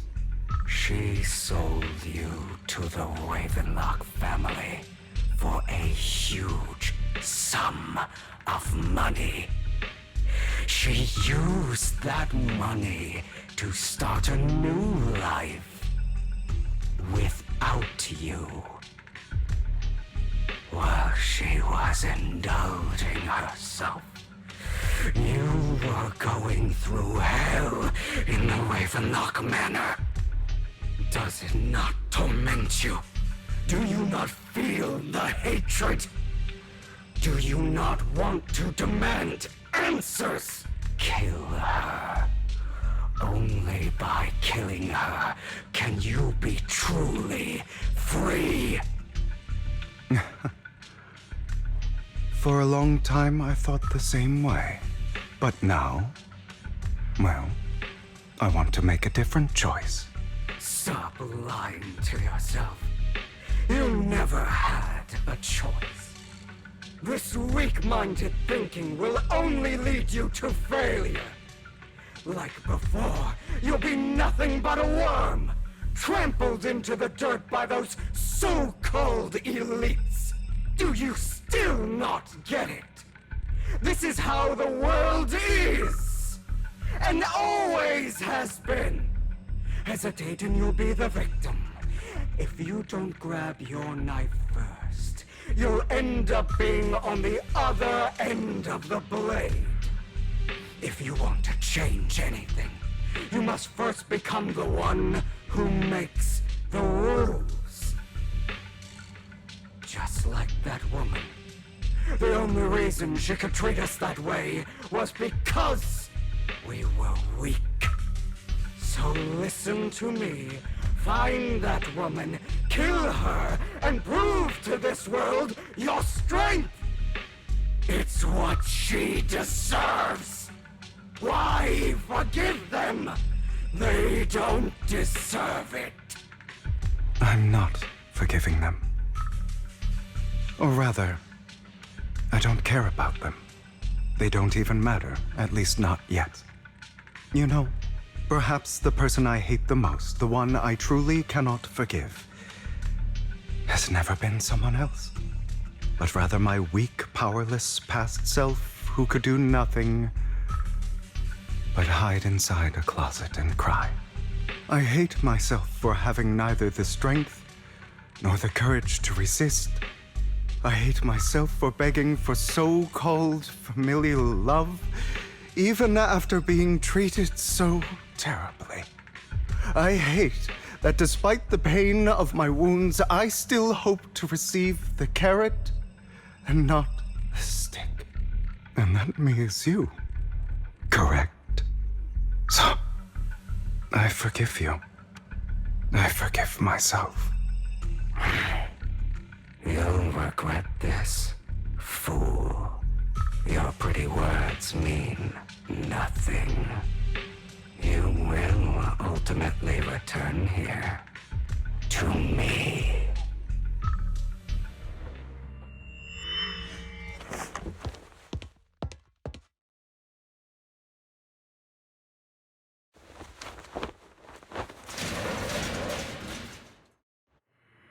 I see.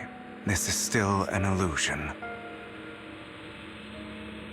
I wonder who's going to show up this time.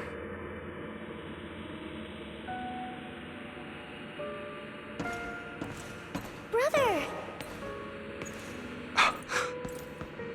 Hugo, let's play hide and seek! I'm already hiding! You'll find me, right? Like you always do! Serena.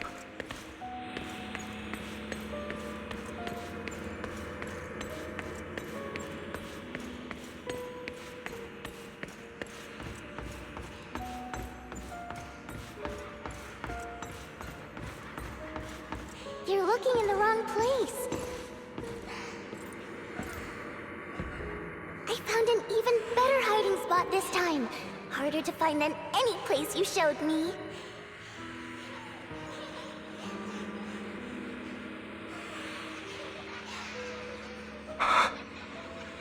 Hey, Hugo.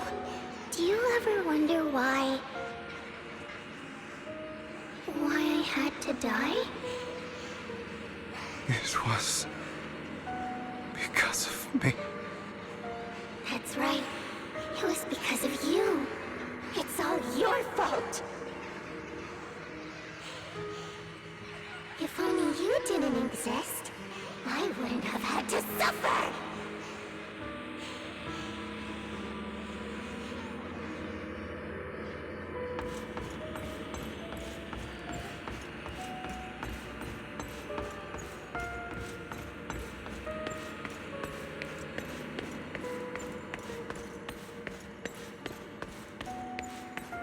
Still looking in the wrong spot. I can't believe you still haven't found me after all this time.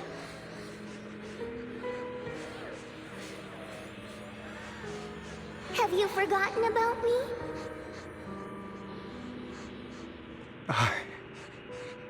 I haven't forgotten.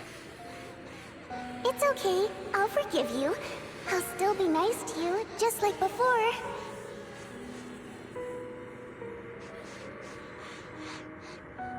I was the only one who was ever nice to you, wasn't I? Yes. Then tell me, why do good people always suffer? Why is kindness always punished instead? Tell me, Hugo, why?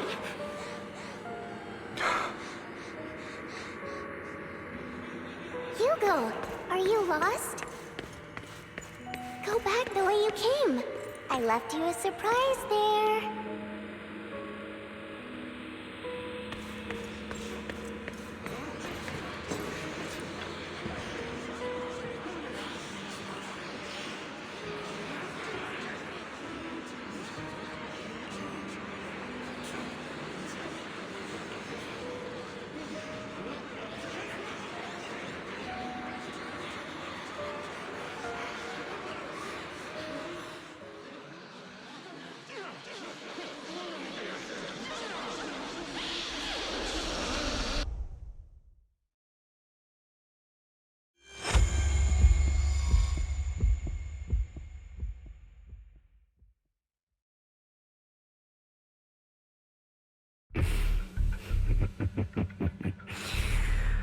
I told you that you would eventually return. We meet again, my friend. I told you, I am you. The side of you that you've always tried to deny existed. Of course. I know. This time it's about Serena. Right?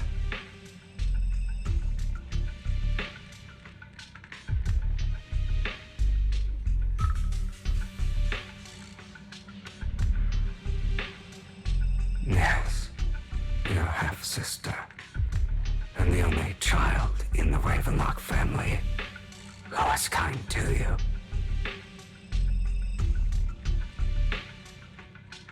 Unfortunately, it was her kindness that led to her untimely death.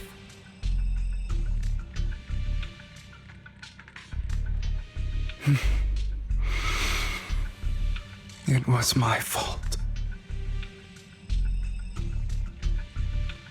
I don't like the way you blame yourself, because that means I'm to blame as well. And I don't think I did anything wrong. Your mother sold you to the Ravenlocks.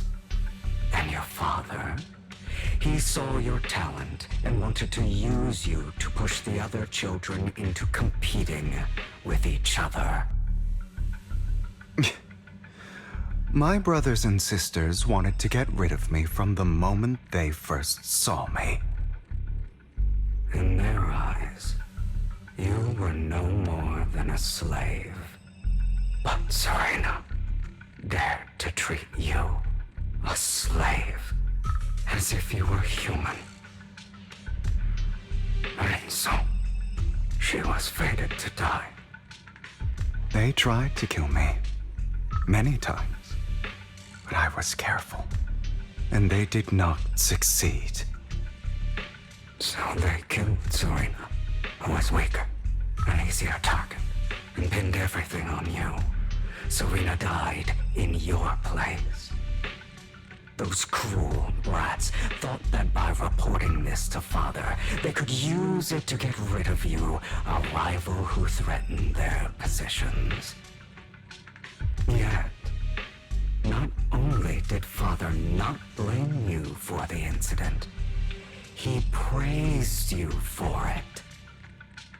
In this world, only the ruthless, cruel, and merciless can stand at the top. And that's exactly what you managed to live up to, no? You found a perfect opportunity thereafter to catch the ringleader of the group who framed you and almost beat him to death.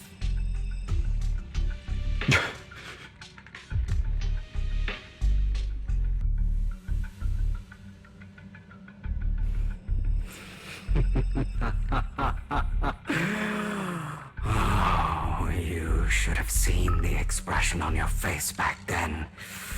Oh, crazed and manic with utmost delight. I don't remember that.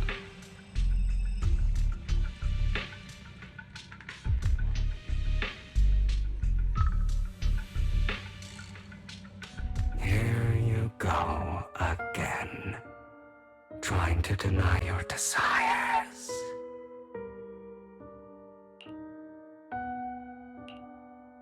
Deep down inside, you've always wondered, asking yourself why these evil people never got the punishment they deserved. Why the world is so unfair. Don't you want to rip them to shreds? Just like that day when you beat that boy's face into the dirt until he was barely recognizable. His disgusting blood staining your fists.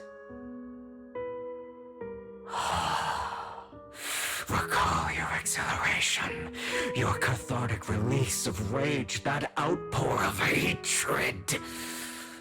That victory belongs to you. You deserve it. Those brothers and sisters of mine are all dead. I cannot take revenge against the long deceased. They died by Hartman's hand, dying in the power struggle to become the Ravenlock family's heir, rather than by our scythe. Boring.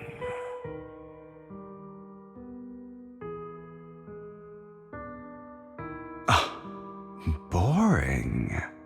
I find it hilariously ironic. Children who would murder their own kin for scraps of power dead at the hand of their uncle who followed their example. Is that not karma?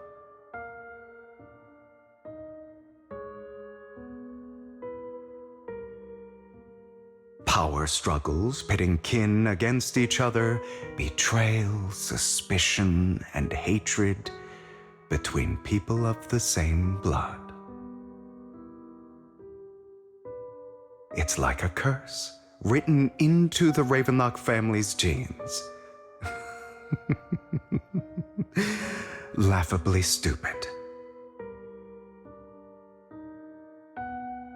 Don't forget, my dear, that the same blood flows through your veins.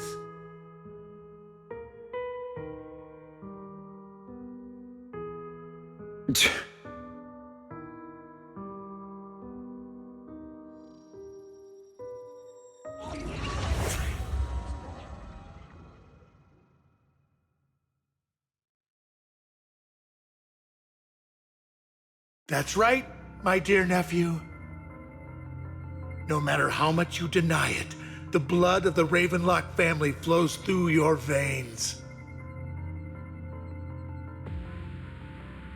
Survival of the fittest.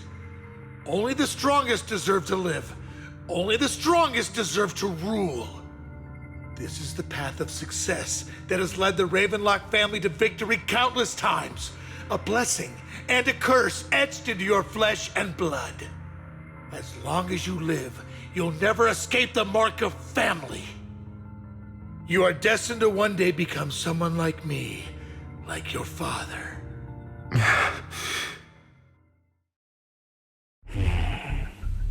Is that fear I sense? I can see you trembling. Why does the Ravenlock bloodline terrify you so? I won't become like my father. Never. You won't become a failure like him. So relax. Our power eclipses him, and so does our ambition.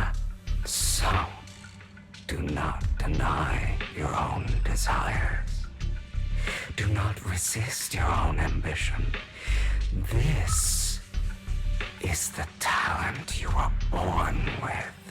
The best gift fate has ever given you. Admit it. Deep within your heart lies a spark, yearning to ignite a raging inferno that will burn everything down. And I am that spark.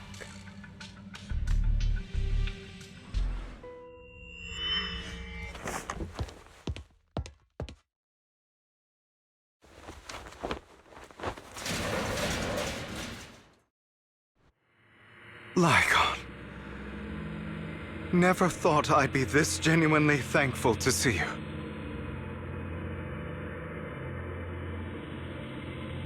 Seeing you means this never-ending nightmare is finally over, right?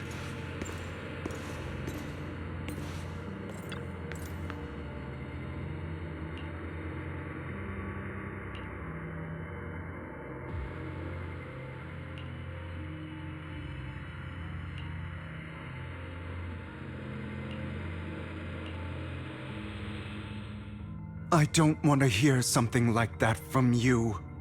You have no idea what that man, my father, is really like.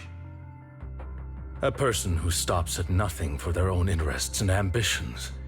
Just like what you're doing right now. And what do you think I'm doing this for? All of this was part of your plan. You knew where the Ravenlock family was going to be, so you set Mockingbird's target there. To seek revenge, you plotted to assassinate your own father, but he was too vigilant, and you failed. After almost being assassinated, your father was furious and locked everyone in the hall, but was unable to find the assassin. And what a coincidence that a hollow disaster just occurred in the vicinity. So he used it to eliminate all the unfamiliar faces there, turning them into victims of the hollow, an easy feat for the Ravenlock family. So, the one who killed innocents was my father, not me.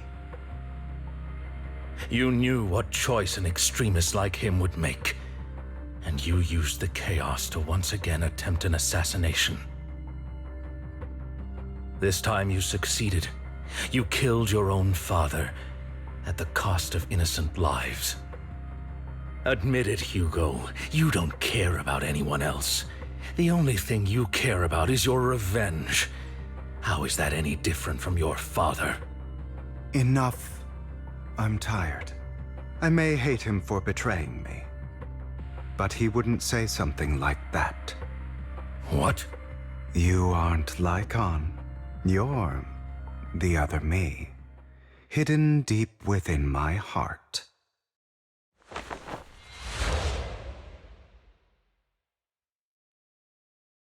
I've been waiting for you, my dear. It seems you've already grown accustomed to this place, even turning the tables on me. Just as you said, you are me, and I am you. There's no such thing as having an advantage over oneself. We are ultimately one and the same, forever inseparable. Then you should know what I want to say. When you and Lycon split, you didn't even try to clear up the misunderstanding, didn't deny or argue against what he said, because you realized that deep down, he was right about you. You just hadn't acted on it yet. Some people live only to bring more suffering into this world. Sometimes, murder is what brings justice back into this world. For that, I must stain these hands in blood. That's right. Just like what you said before you faked your death. Were those words really just an act? To slay the dragon, you must first become one, with sharp claws, rending fangs, and strength enough to destroy anything. You know the truth better than anyone. If you hadn't hesitated, and instead seized the first opportunity to kill your father, none of what followed would have happened. Innocent civilians wouldn't have died. Your partner wouldn't have lost an eye and both legs trying to save people. And Mockingbird would have never gotten to that point. You can save more people. Save good people. Save more lives than the evil ones you take. I've spent countless hours in regret over that incident. So why not submit to your true nature? You want to be the judge, jury, and executioner of this world. And you can. I wasn't responsible for Father's death. The true mastermind is my uncle, Hartman. His schemes to kill the head of the family were all so he could take control. Mockingbird was simply unlucky enough to get caught up in it. So, For a behemoth like the Ravenlock family, with its roots so deep, a single person's death, regardless of who that person is, wouldn't change anything. Of course, whether it's Tops, the Mayflower family, or even the entire world, it's actually all the same. I refuse to be dragged down by pointless hatred any longer. You foolish, stubborn idiot. Do you understand the power of hatred? Have we not come this far precisely because of it? Or are you going to follow Lycon and Jack's twisted logic? Come on. You don't actually trust anyone? Otherwise, why would you hide this whole scheme of faking your death from them?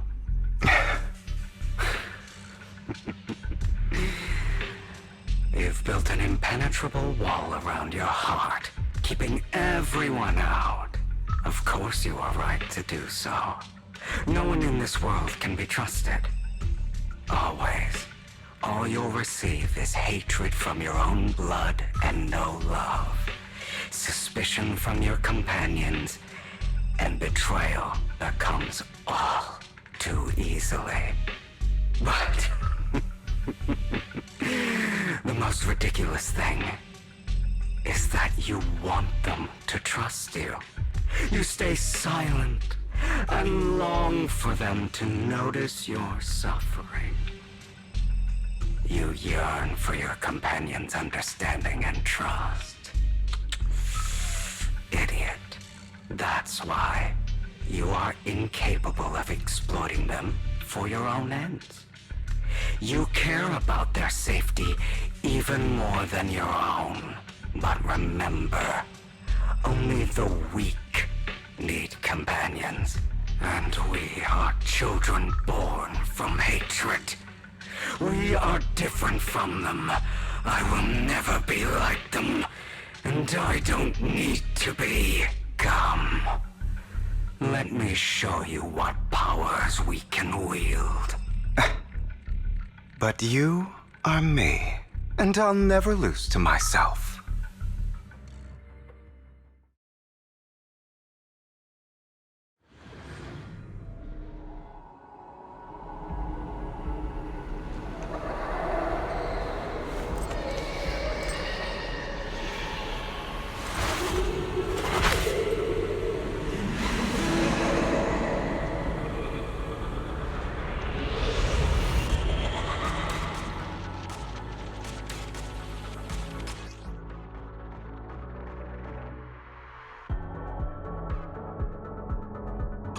Think about all the injustice you've suffered. Is that all? If you choose to forgive, you're betraying yourself. You know that. Letting you consume me would be the real betrayal to myself.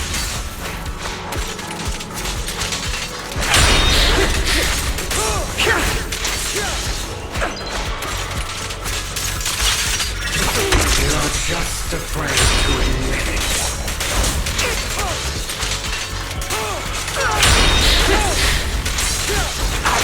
You're too scared to face your truth and what you truly desire. Begs for mercy.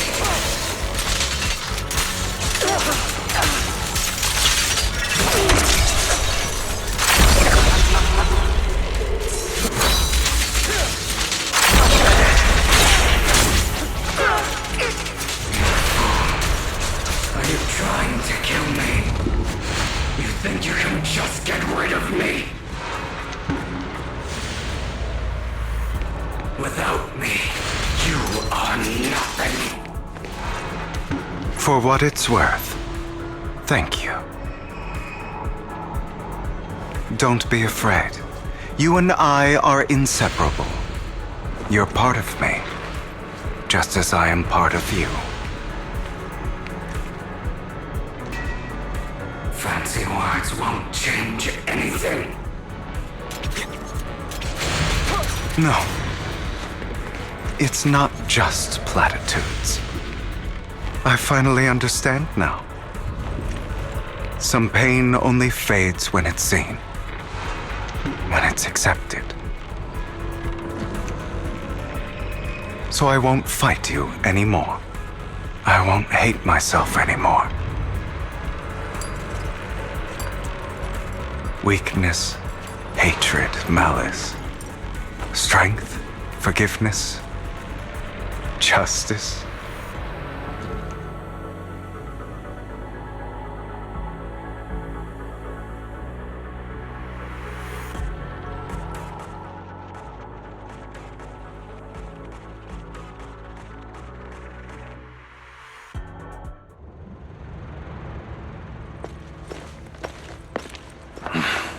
Hugo, it's time.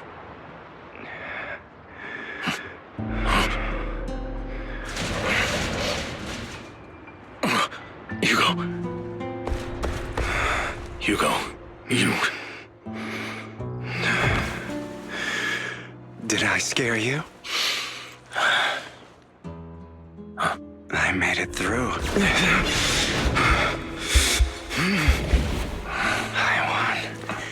No praise for me, my dearest partner.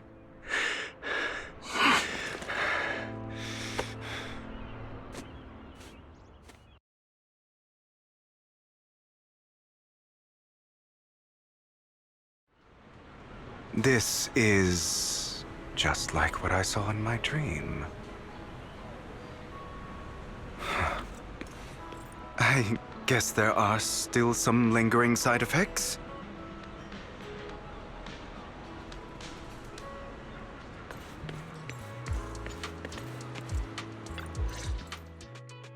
Ah, my former partner.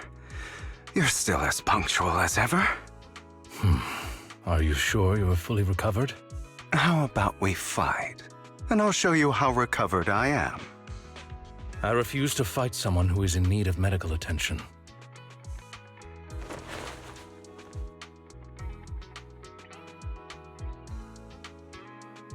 How thoughtful. I'm touched. Or perhaps is this simply part of Victoria Housekeeping's professional care? I'd rather you not starve to death.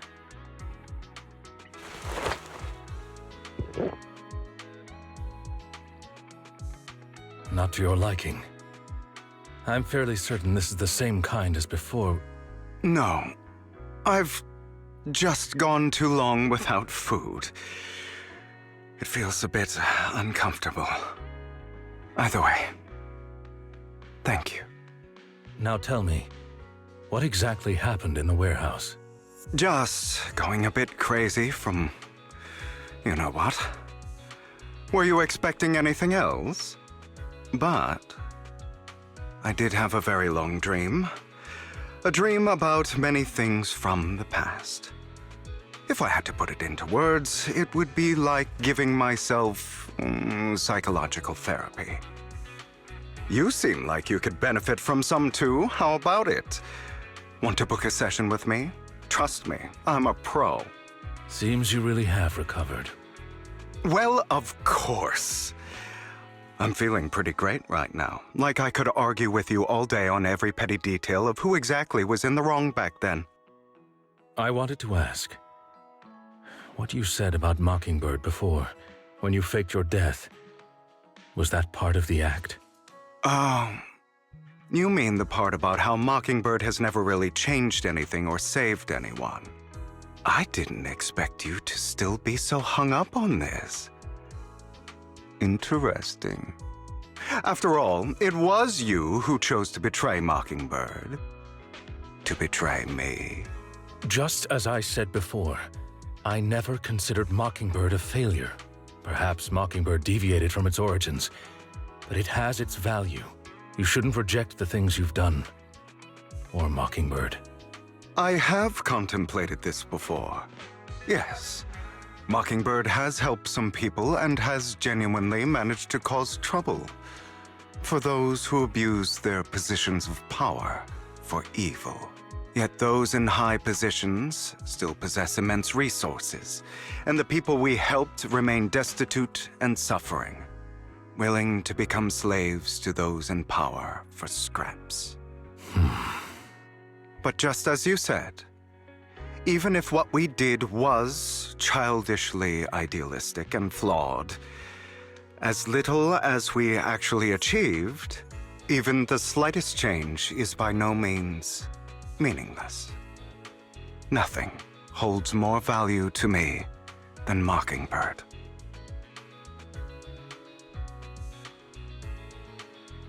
All right, let's catch up later. I still have things to do and need to wrap up my plan. I thought you would rest up first.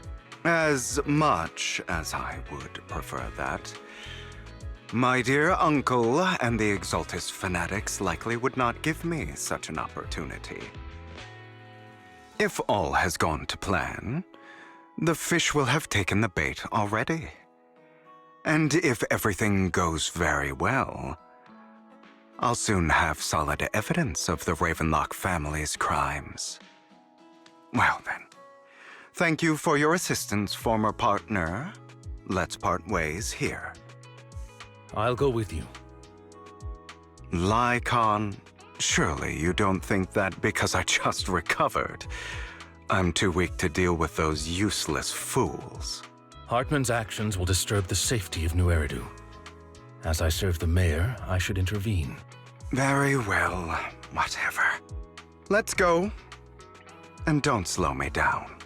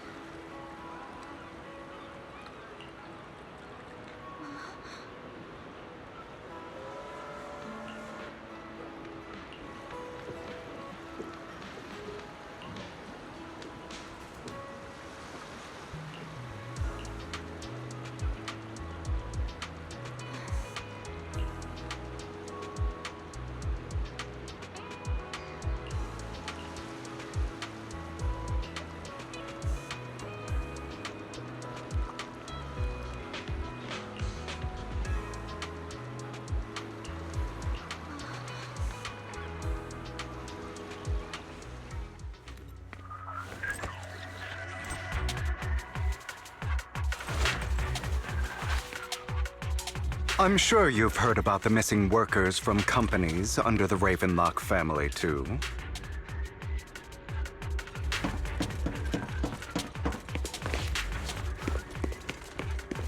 I know where they are.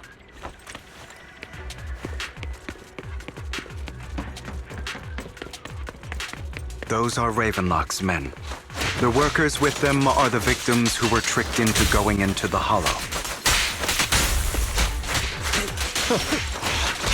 Understood. Come on, let's get them out of here.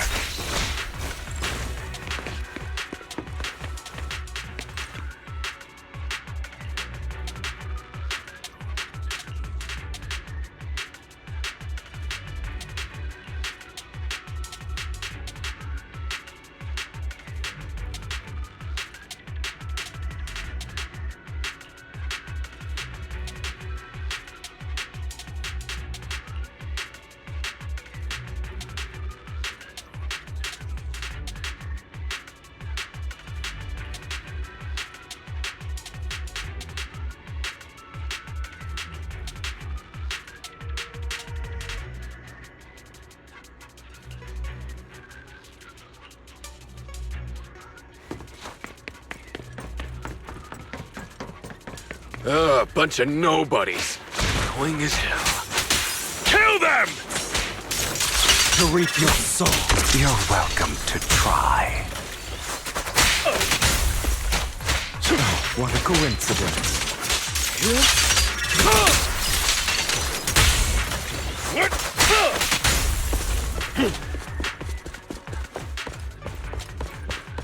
More workers here. And quite a lot of them.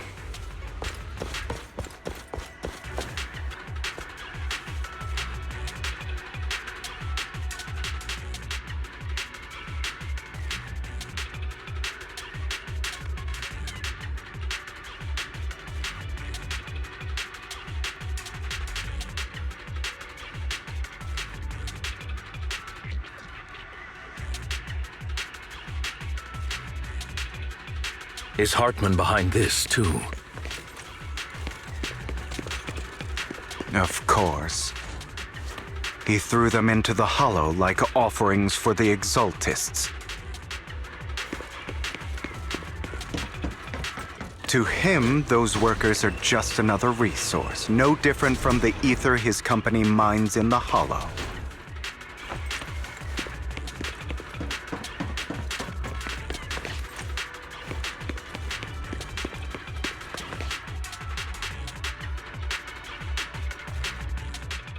There's more over there. Let's hurry. It's different this time. Don't rush in. Let's listen in on what they're saying first. I still need more direct evidence to ensure the plan is absolutely foolproof. The compensation you promised. It's all real, right? All we have to do is follow you into the hollow for some simple tasks, and you'll give us a huge sum of dennies. It sounds real suspicious. Shut your trap. You keep yapping and asking questions. If this is all so suspicious, why were you so eager to sign up for it? Because I don't have a choice. My daughter was previously caught in the hollow disaster and suffered severe corruption. The treatment costs have completely drained our family's savings. So that's why... It's the same for me. A serious illness at a senior age. I need the money. Who would risk taking a job like this unless they were desperate? I'll do it. No matter how suspicious. As long as I can get paid, I'll do anything. Even risk my life! Wait, you people from the Ravenlock family, you're part of a big company in Tops. You wouldn't go back on your word, right? Don't worry, you'll get every denny you were promised. But before we start, you all need to take this medicine first.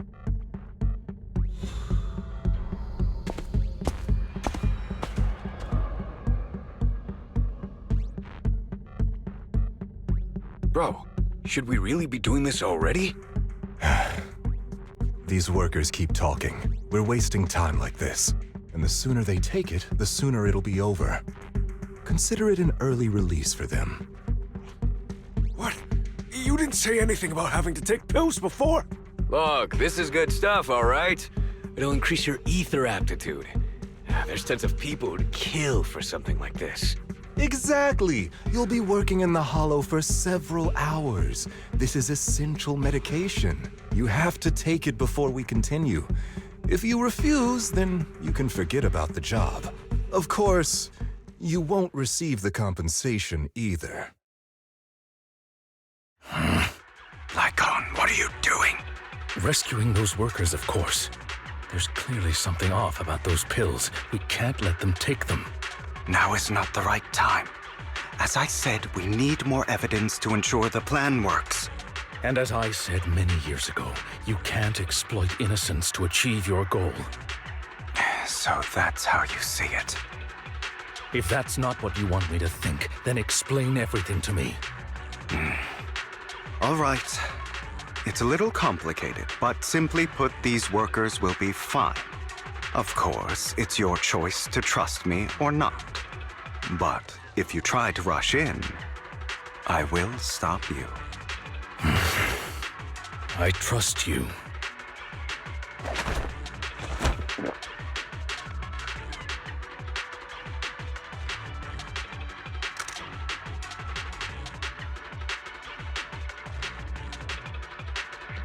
All right. That's the evidence. Now we can go and beat them into the ground as much as you want. Don't forget, you owe me an explanation. Also, don't overdo it and kill them, even if they're the worst of the Ravenlock family. All right, Your Holiness, Saint Lycon. Who the hell are you? Why don't you take a guess? We're the ones here to stop you.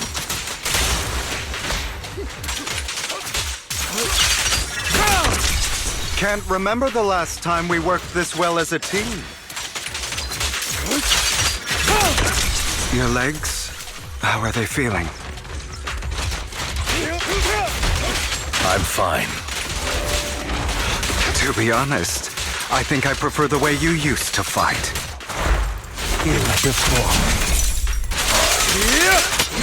You had a lot more aggression. Let the party begin.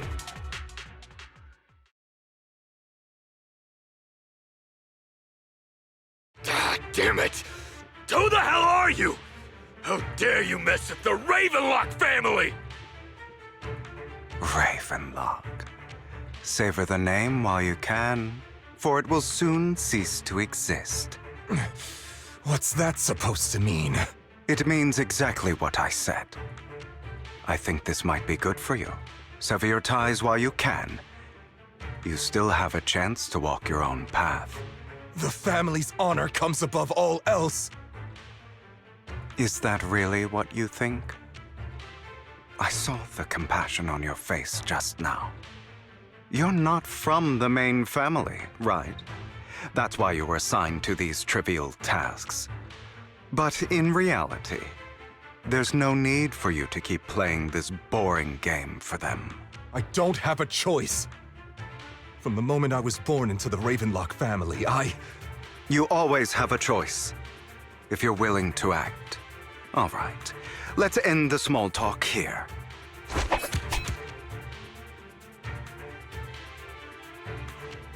Don't worry, Lycon. I didn't hit them too hard, just enough to keep them quiet. How's that? My acting's pretty good, right? As always, a certain someone should take some lessons from you. I'll leave the rest to you then. Okie dokie.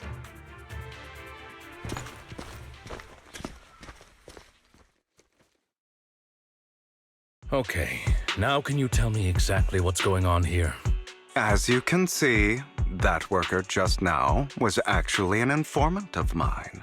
The pills were swapped out with vitamin tablets.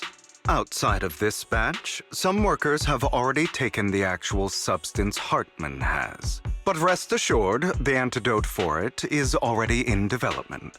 I found the best in the field to help, and with the data I collected before, we should have results soon. I wanted to ask. The reason you decided to lock yourself in a room and endure the effects of the drug, besides getting evidence, it was also to collect data on this drug in order to create an antidote, correct? It seems you're not completely beyond hope. I thought you were just being stubborn. Sometimes I wonder if you know me at all. Then, I have one last question. Why did you never tell me any of this back then? The truth is, I heard everything. That entire conversation between you and Jack. Before he passed away in that small attic. When Jack called you aside and gave you those warnings. When he told me you might go down the wrong path? That's right. You never said anything. What would I even do? Scream and rage over your suspicions, or get on my knees and beg for you to trust me? You know there's no way I'd allow myself to do such a thing. Besides, back then, even I was confused about myself. Jack, he... It's all in the past. You don't need to explain anything to me. Enough. We should get going. If we're going to reminisce over the past, we should find a more suitable location.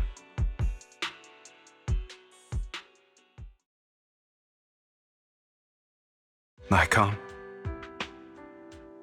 That incident back then. I didn't do it.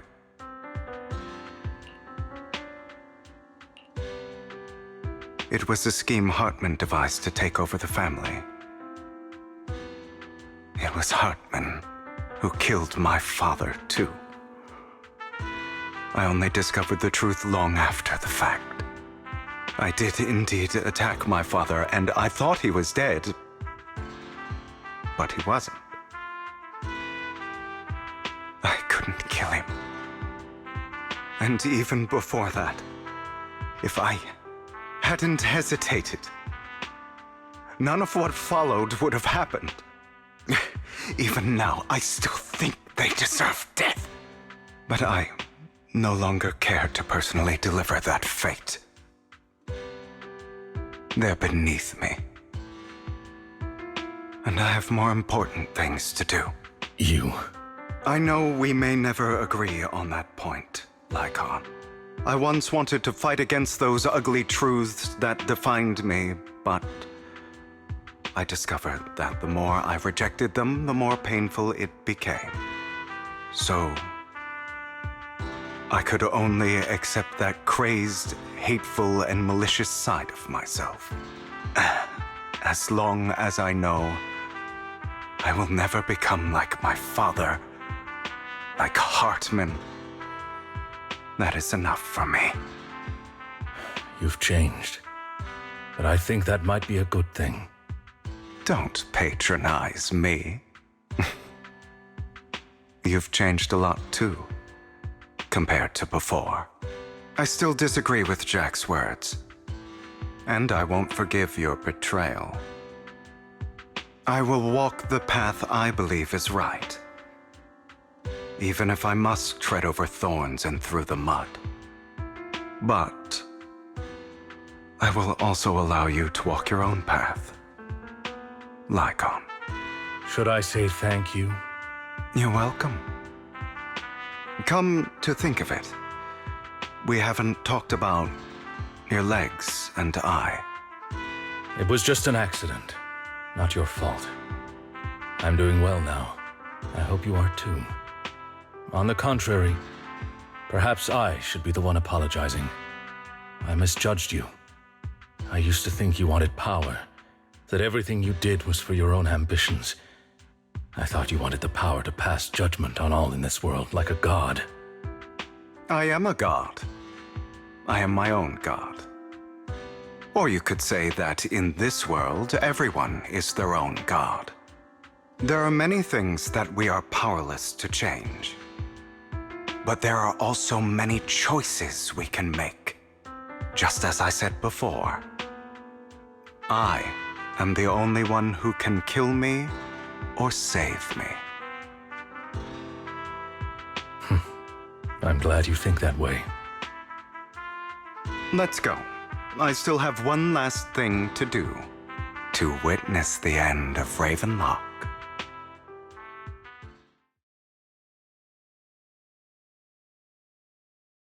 You really think you can take my place if I die? Never, you filthy bastard! Your little tricks mean nothing.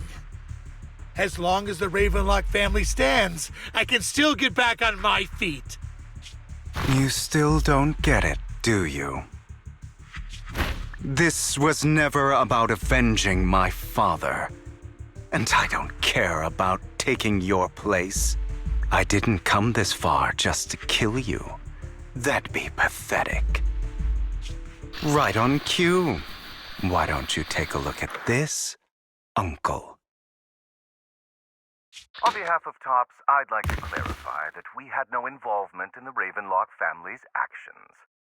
TOPS is officially terminating all partnerships with the Ravenlock family, effective immediately. We will have no further affiliation with them. Are you crazy? What the hell do you get out of ruining the Ravenlocks? You want to be a petty thief forever? Thief?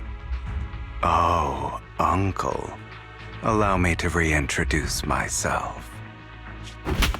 I'm the name people whisper about. The one who robs the rich and gives to the poor. I'm the master con artist who can fool anyone, anytime.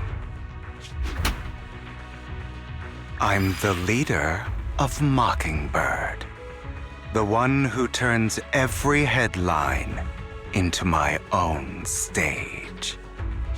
I have friends who'd catch me if I fall, partners who'd shed tears for me, and allies who always have my back. I am Hugo Vlad. You're the one who needs the Ravenlock name. I never did. You ungrateful bastard! You should have never been born. You flatter me. Same goes for you, Uncle.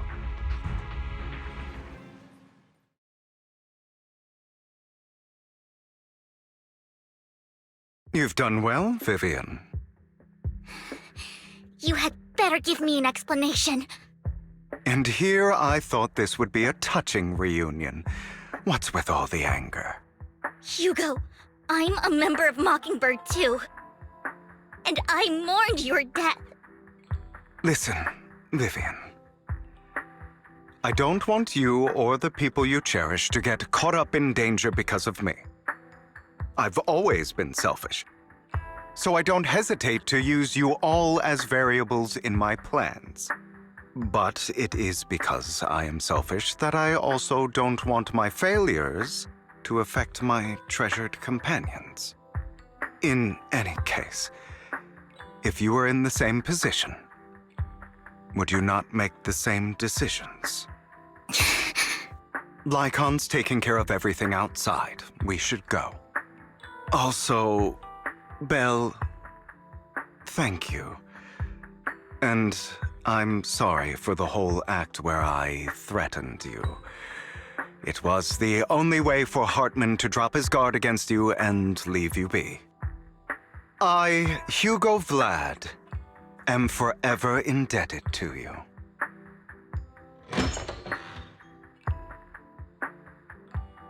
Master Proxy, although it is late, there is some important intel that I must give you now. So, Lycon, you knew about Hugo's plan to fake his death? I was simply playing along. After all, I could not determine whether Hugo's plan would pose a threat to you. You are a student of the mayor's late friend, and I am obligated to protect you. You still have that habit of finding awkward excuses when you're embarrassed. Mr. Hugo Vlad, if you have any important intelligence to share, please do so with haste. I need to return to rest before midnight.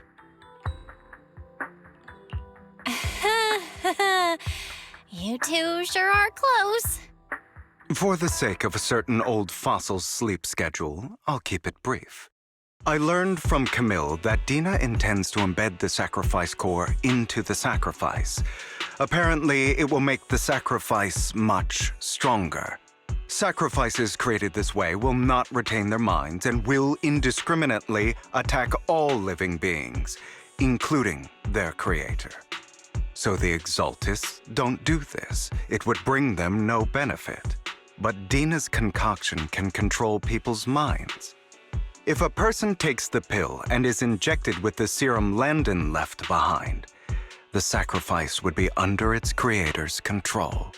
Although the dormant sacrifice has been destroyed, Dina found a batch of that serum her father created and wants to create new sacrifices.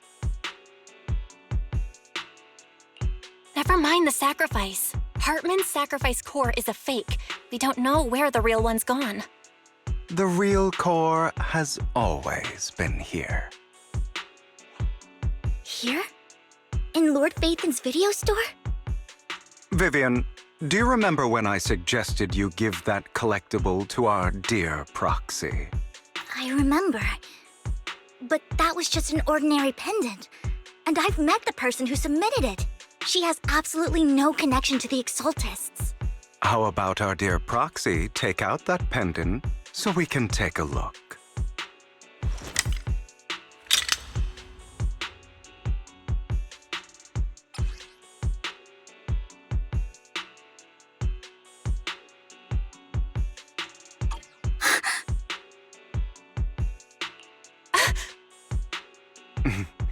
I'll take your surprised expressions as a compliment for my little trick. I will hand over this core to the mayor as agreed. Since he fulfilled his promise to protect Vivian and the manager while I was pretending to be dead, I won't go back on my promises. No wonder the mayor would promote rhetoric favorable to Mockingbird. I can't believe I thought he was actually being sincere. Since we have the sacrifice core, all we have to do now is stop Dina from using innocent people to make more sacrifices. Yes, and we need to destroy the last batch of Landon's serum. Hopefully with no options left, Dina will give up her obsession. All right, that's the important stuff. I'm going to go and confirm where Landon's serum's been stashed. I'll contact you again once I have something.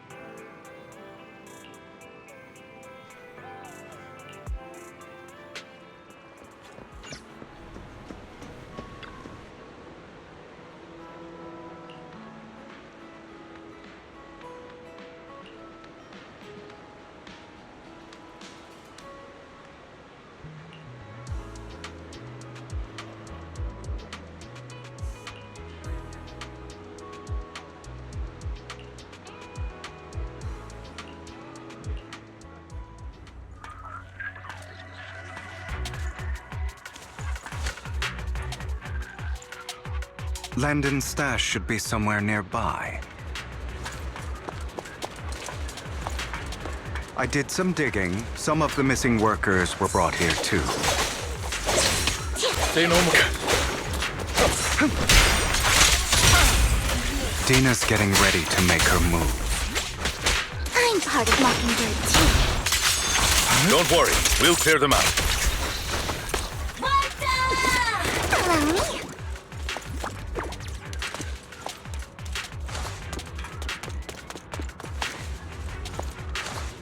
They're trying to destroy the goods! Stop them!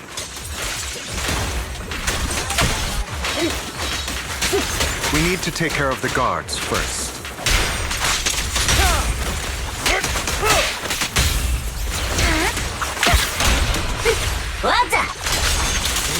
Some of the serum is stored in this warehouse.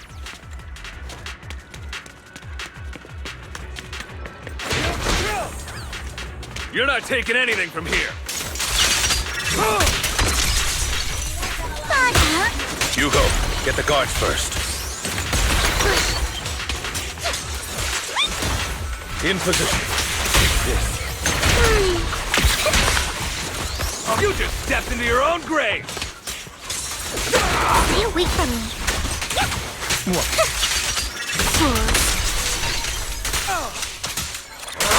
Allow me to reap your I'll write the ending to your nightmare. Don't look straight at the moon. Move it! I'll fight your throat out!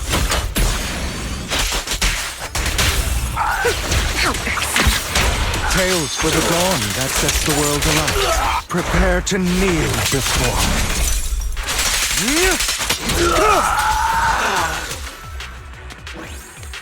Oh my. More of Landon's serum survives than expected. Fortunately, since they're still here, it means Dina hasn't executed the final step of her plan. There's likely a lot more stashed around here, and we have yet to locate the missing people. Our actions here won't go unnoticed. Perhaps they're making plans to deal with us on their side. With Landon and Dina's concoctions combined, she may be capable of creating a sacrifice that obeys her. If it comes to that, this will get far more troublesome. How about we split up? Hugo and Lycon will destroy what remains of the substance around here, and Vivian and I will go search elsewhere. Very well. Let's go with your plan. But be careful if you encounter Dina and her people. According to Camille, she's absolutely obsessed with completing her father's dying wish. Who knows what she may try? Let's part ways here for now. And perhaps the other manager could use EOS to guide us. Sure. I've been feeling better these past few days, so just follow me. It's only now that I realize how fortunate we are to have two Lord Faithins. Although, I feel like our work's doubled. In the past, Belle and I would only ever work on the same route. Greater power means more responsibility. And in any case, I'm sure the mayor would be able to provide double compensation. He's a very generous person, after all. Right, Lycon?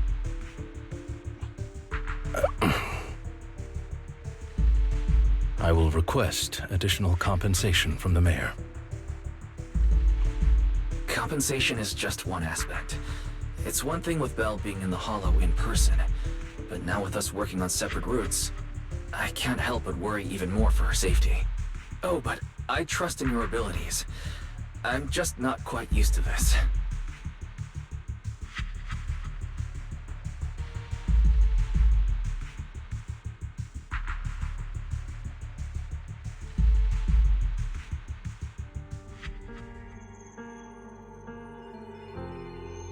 This is the future I saw. Lord Pathan.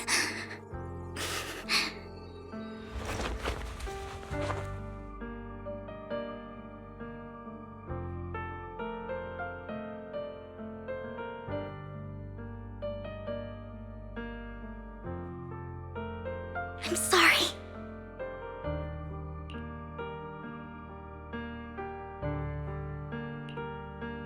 This time, I will make sure the future I saw does not come to pass. I don't want to bring you misfortune. That's all I wish for.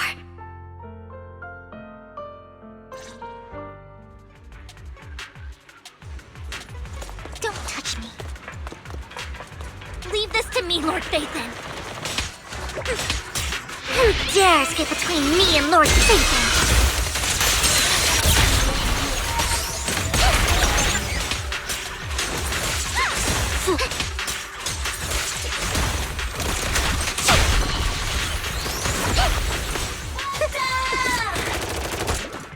Lord Phaethon, there might be more serum here.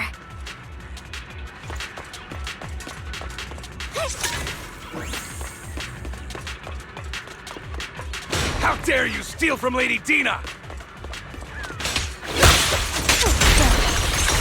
I'll try to go easy on you. No promises.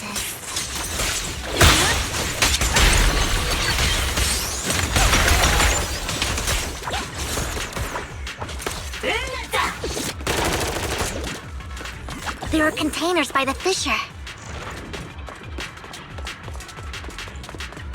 There's got to be something inside. Let's try opening them.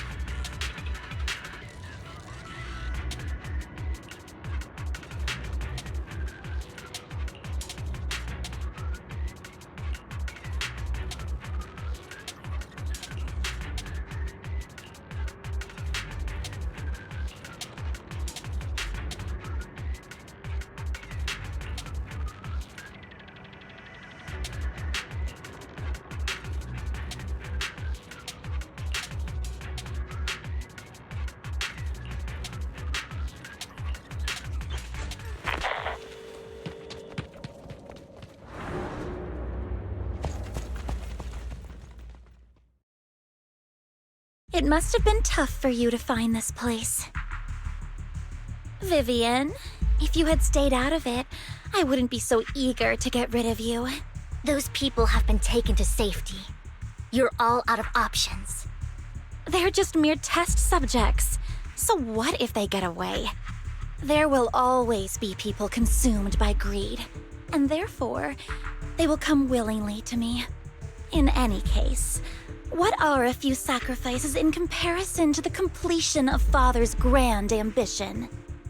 Dina, you deceived those people. They didn't come willingly to you. You tricked them, just like Landon did back then. Deceived? Father gave hope to those who had everything taken from them by the Hollows. Vivian, you once rejoiced at the hope Father offered you, too. Before Father took you in, you were no more than an omen of disaster that no one wanted. It was Father who gave you shelter and a purpose for existing. Do you remember the first time you bestowed a blessing under Father's guidance?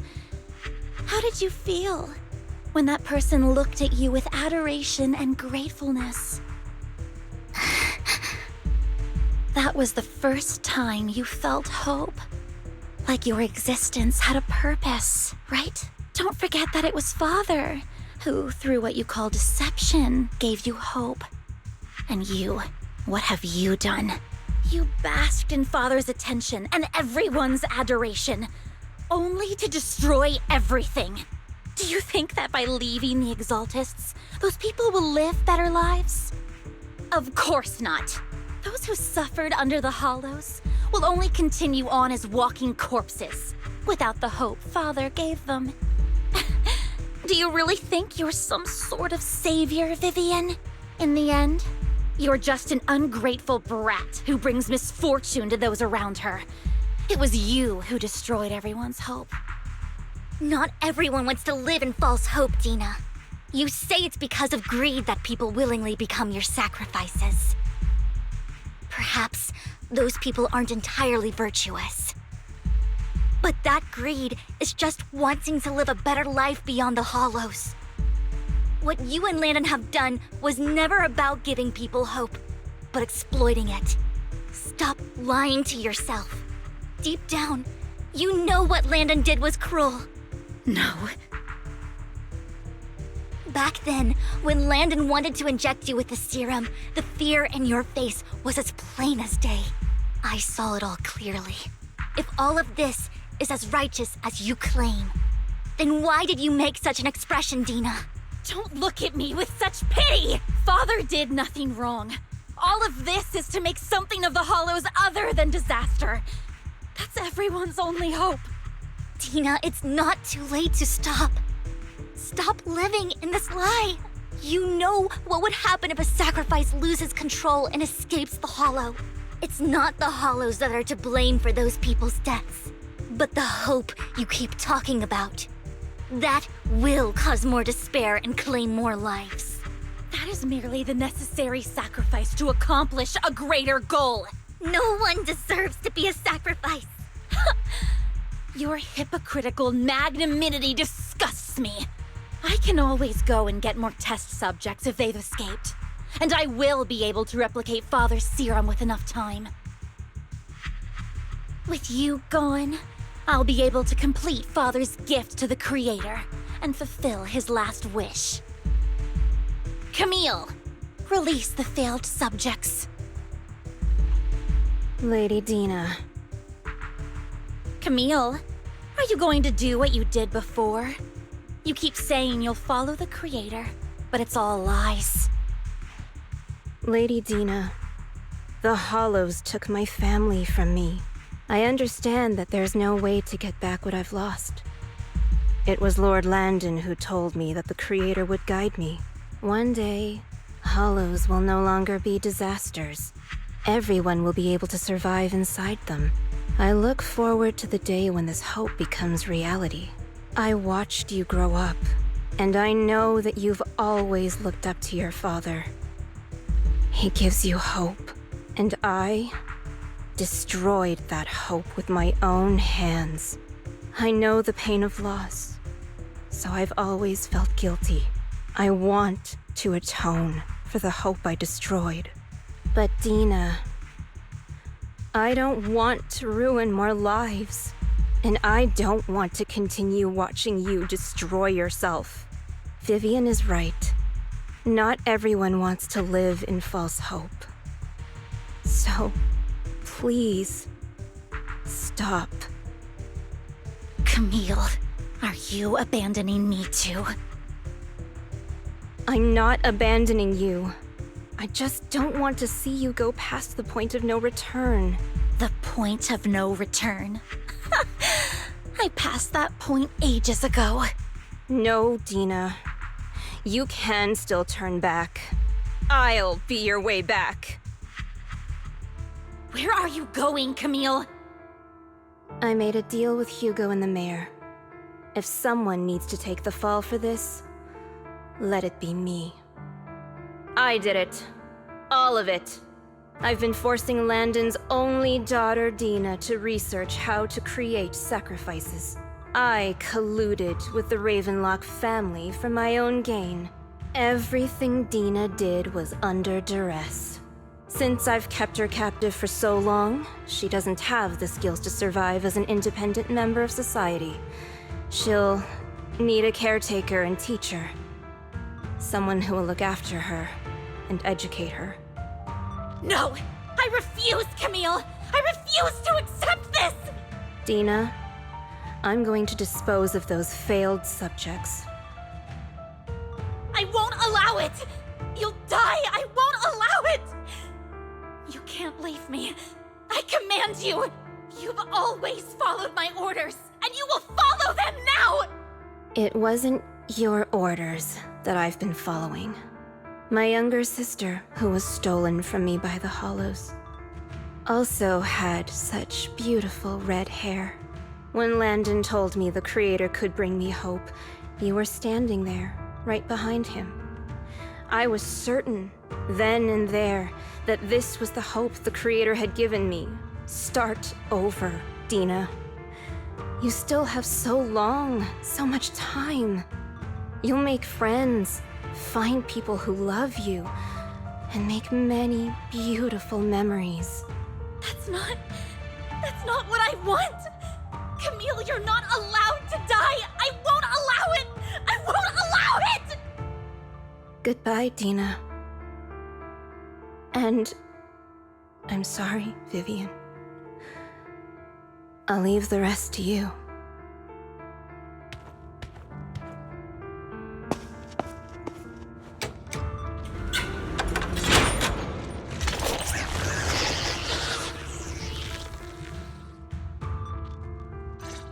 Take out these ethereals first.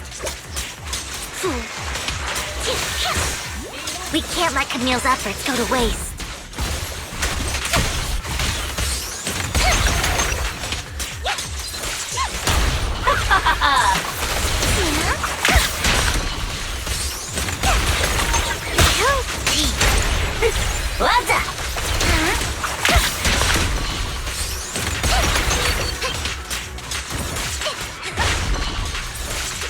Let's go after Dina, Lord Phaethon. They must be on the other side of the fissure.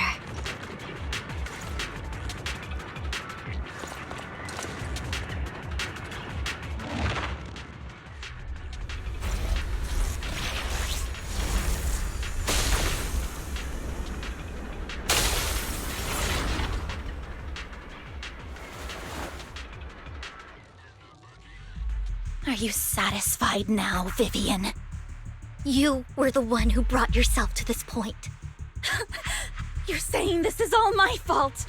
Losing my father, losing Camille.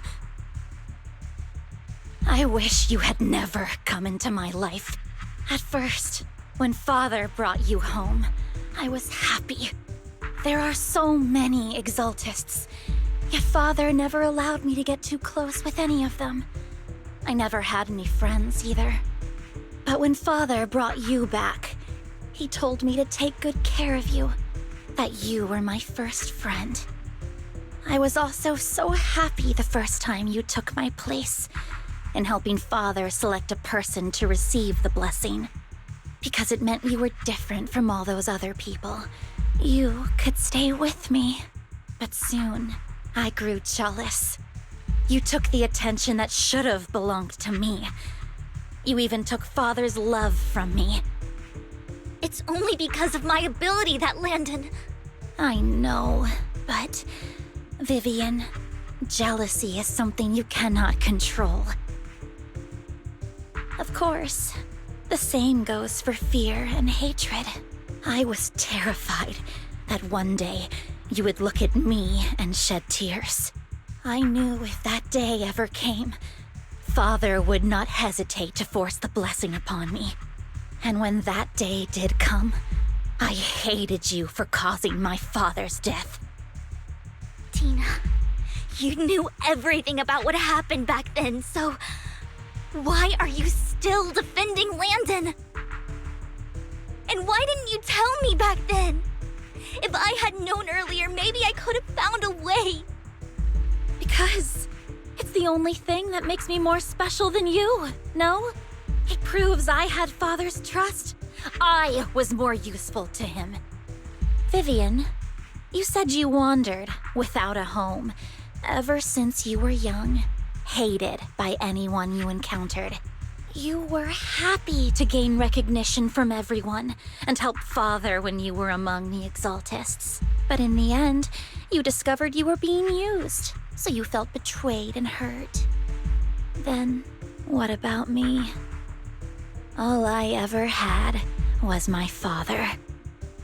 I've never known a life outside of the Exaltists. Ever since I was young, my only purpose was to help Father select who was to be blessed. The only purpose I had was my father and the Exaltists. I've never been taught anything else, Vivian. It is what little value I have, and have ever had. In the end, you took even that from me, and completely destroyed it. You think you're doing good and fighting evil. You've only managed to affect a small part of your world. But have you ever wondered if maybe that's all there is to my world? I never wanted to hurt you. You are also my first friend. And that's why I wanted to save you back then. Save me? You and Camille all talk about saving me. Why don't you understand? To me, loss is so much more painful than death. Tina, you can start over. Everything Camille did was so you could live on. Let's leave the Hollow together. There are so many amazing places in New Eridu. This time, I'll take care of you. I've also met so many amazing people. I'm sure they'll love you too. Okay, Tina? Vivian, I can't forgive you. And I don't want to forgive you. I have nothing left. If what little hatred I do still harbor were taken from me, well, I refuse to be so pitiful. I won't apologize, Vivian.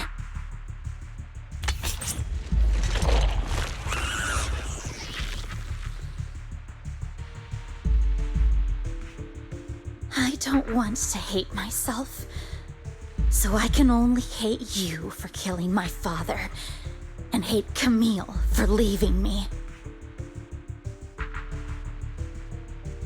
That's just the kind of person I am.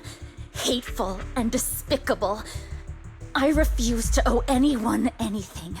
I refuse to feel regret. I won't.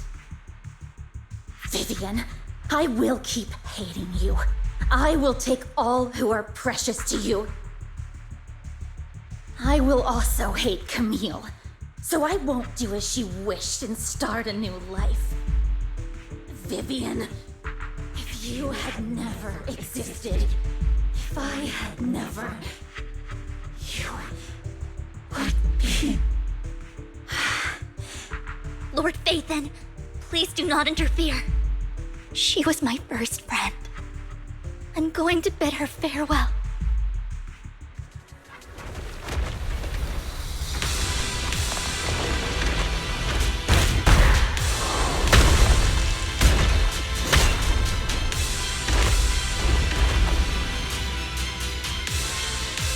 Luna.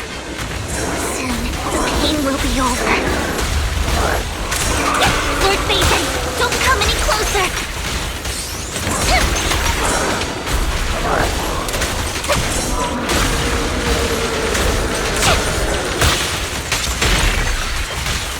Notice me, Lord Phaeton.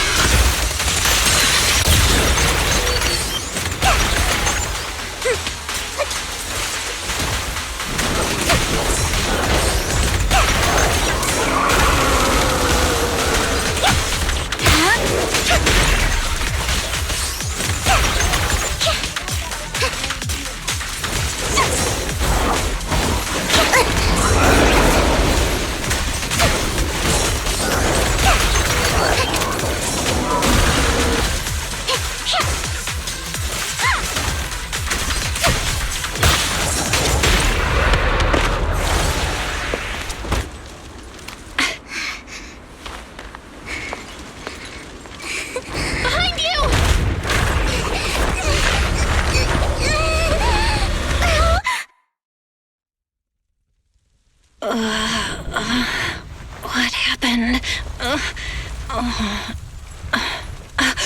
What the?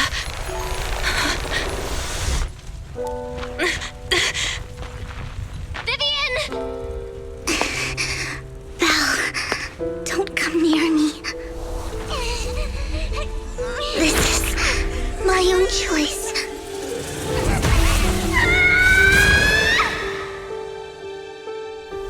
I will change the fate I saw. Vivian! I just want you to remember me when I looked my best. Vivian! Vivian, your body.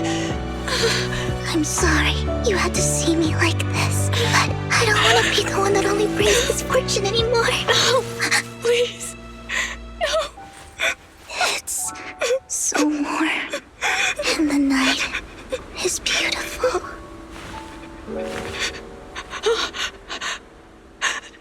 Vivian?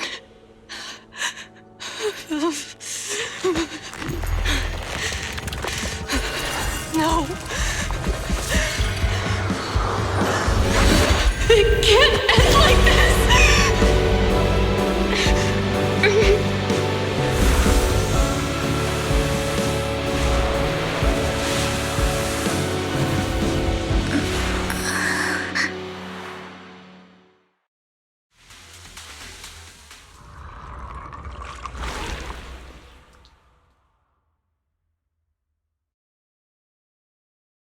Belle, you're scaring me. Belle, I'm so glad you're awake. What happened? I remember Vivian and I... Wait, where's Vivian? She injected herself with Landon's serum. Hugo and Lycon brought you out of the hollow. You were in a coma and... I'm so glad you're safe.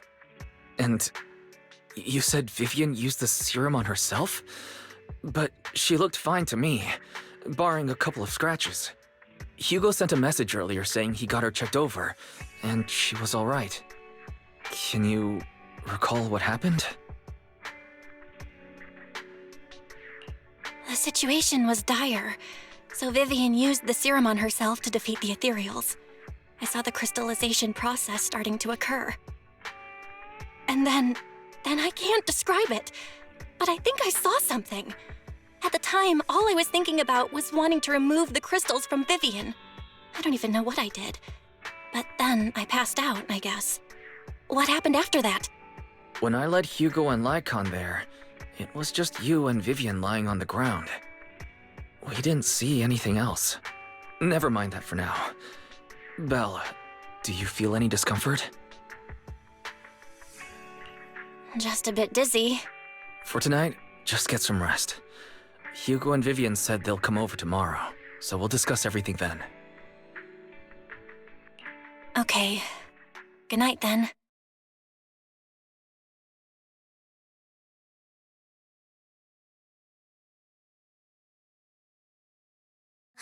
Lord Phaeton! How are you feeling? No headaches, leg pains, heart palpitations, loss of appetite. Vivian? I was just so worried. Sorry. Anyway, Lord Phaethon, I'm so glad you're okay. What happened this time was all my fault. You only became an ethereal to defeat Dina. If it weren't for you, neither of us would have made it out alive. So, what happened? Belle said she saw the crystallization process start. But I didn't see anything through Eos. Hugo, Lycon, did either of you guys see anything strange? Allow me to explain. Miss Vivian told us what happened after she awoke, and the mayor arranged a full medical checkup for her. Based on the results, Miss Vivian indeed shows mild corruption sequelae. But if the crystallization process had already started, the lingering effects should be far more severe.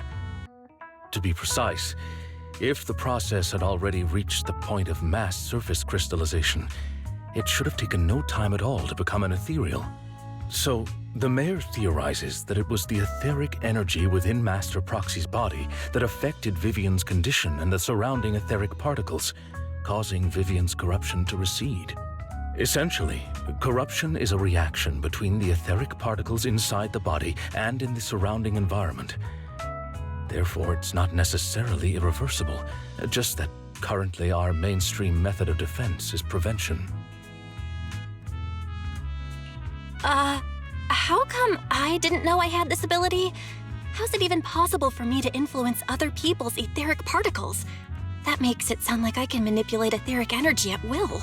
Master Proxy, you are special. This is a gift your teacher left you. Our teacher? So this has to do with her?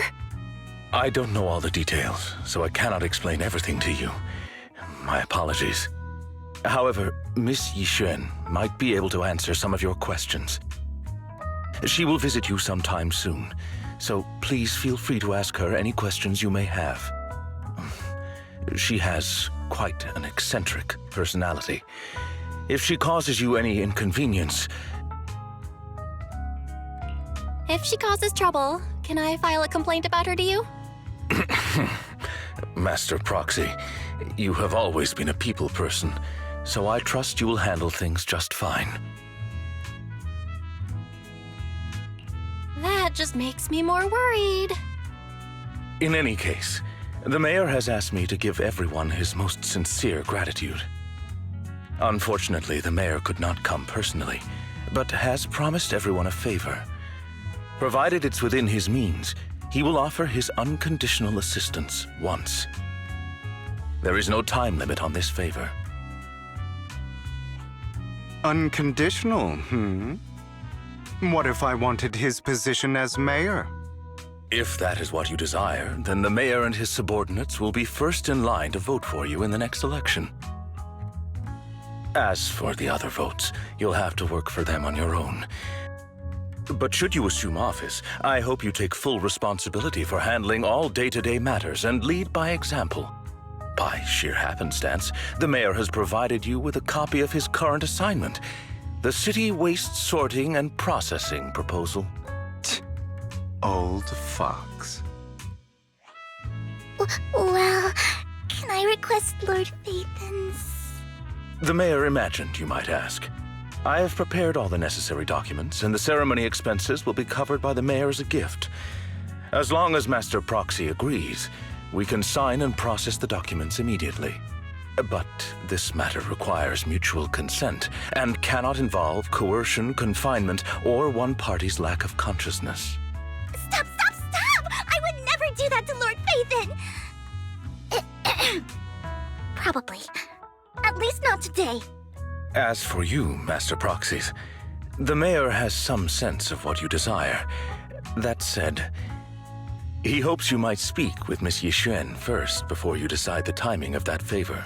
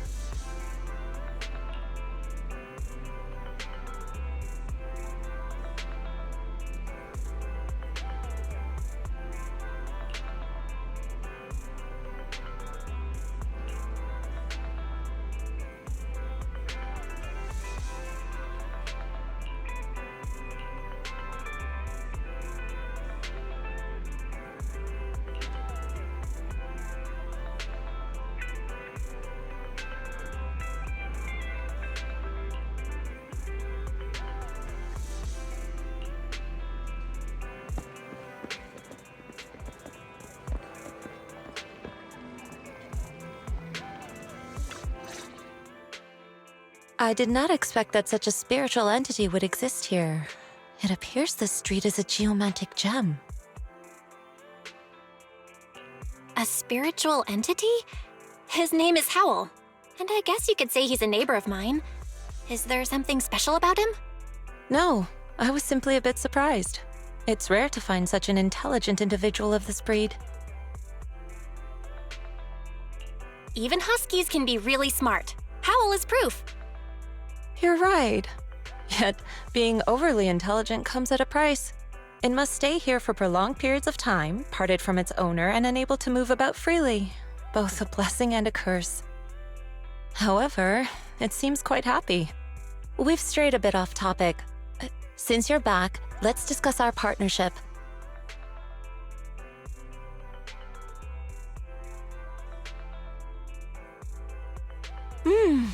Nice job.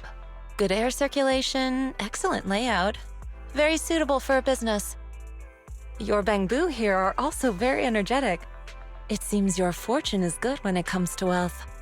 Didn't expect you to understand feng shui. Thank you for your blessings. But who exactly are you? I suppose this is our first official meeting since parting ways in the Hollow. Now that both of you are present, allow me to reintroduce myself. My name is Yixuan, a mystic from Yunquei Summit. Wait, mystic? Like those people in movies who can tell your fortune and go around blessing people? This is my first time meeting one in real life. But what's Yunquei Summit? Just an ordinary sect of the mystic arts. Our disciples travel all across New Eridu and sometimes collaborate with authorities. Currently, I'm affiliated with the Hollow Investigative Association. Right now, however, I'm here to discuss a partnership in the name of the Mayflowers. So, what sort of partnership are we talking about? I have reviewed the documents provided by the Mayflowers. You previously underwent an implant surgery. After recent adjustments, abnormalities occurred. These abnormalities bear resemblance to the craft practiced by us at Yunquei Summit. If you are willing, I can teach you how to better control your abilities. To better control my abilities. It sounds great, but there's no such thing as a free lunch. Since you're willing to teach us your craft, Shifu, you must want something in return, right? That's right. Mayflower will have you join me for some investigations. Looking at my divination results, this will be a complicated and very likely dangerous matter. He's still going over the details, but should have more information for you soon. You can wait until then to decide.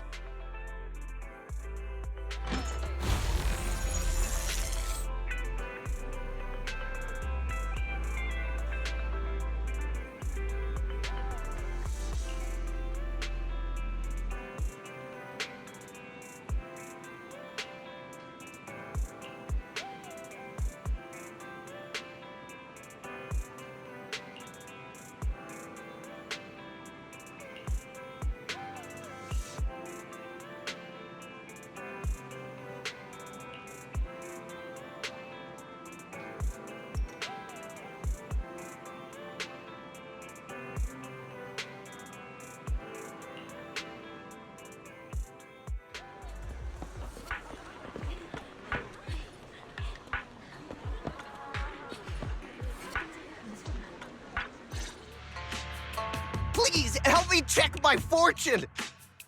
Here's my palm. Look, doesn't this thick wealth line mean I'm about to strike it rich? I've looked it over, and your fortune is decent. Huh? You barely looked at it, and you're already done? You have good fortune. What? You don't believe me? I do. Thank you so much. Next, it's my turn. Hey, wait, hey, quit cutting in line. So, this is where you were. Who are all these people? You're here, Belle? I decided to take a break. I didn't expect so many people to come seeking my divination services. Don't worry, I need no more than a simple spell to solve this matter. Fortune-telling services is 10,000 dennies per session.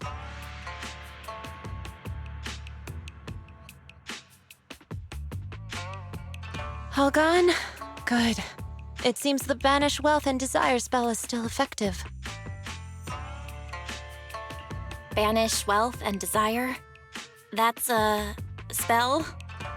This isn't the kind of craft you said you were going to teach us, is it? Our video store has a business license, and we'd get complaints if we charged unfair rates. Of course not. This is just a trick to deal with trouble. I'll take my time showing you the true craft of Yunkwai Summit. For now, let's find that shop.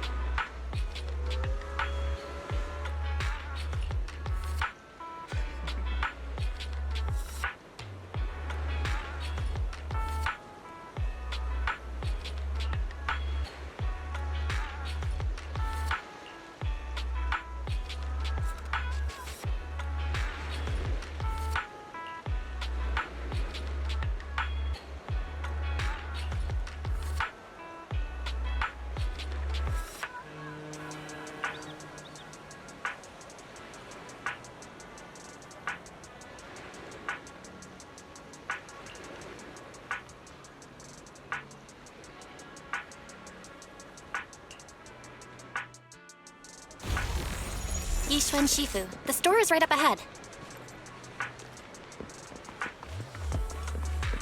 Yes, this is the place.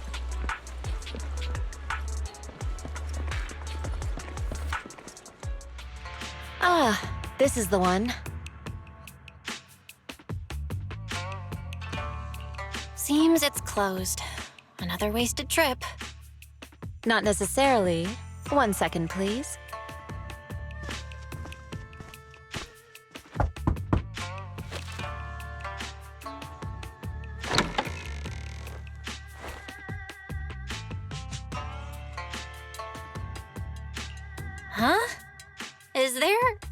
someone inside? Relax. The boss prefers to do business with people they know. They like their peace and quiet, so they rarely open for customers. I'm an old acquaintance and just wanted to retrieve something. What a strange private business. Shifu, what exactly are you retrieving? Just some things needed for our future investigations. You'll know in time. Really? Shifu, I feel like you're always so mysterious. Rest assured, I'm not hiding anything from you. It's simply because the correct time has not yet arrived, so there is no need to rush. Since we've already obtained what we came for, let's part ways here. There will be plenty of time in the future. We will certainly meet again.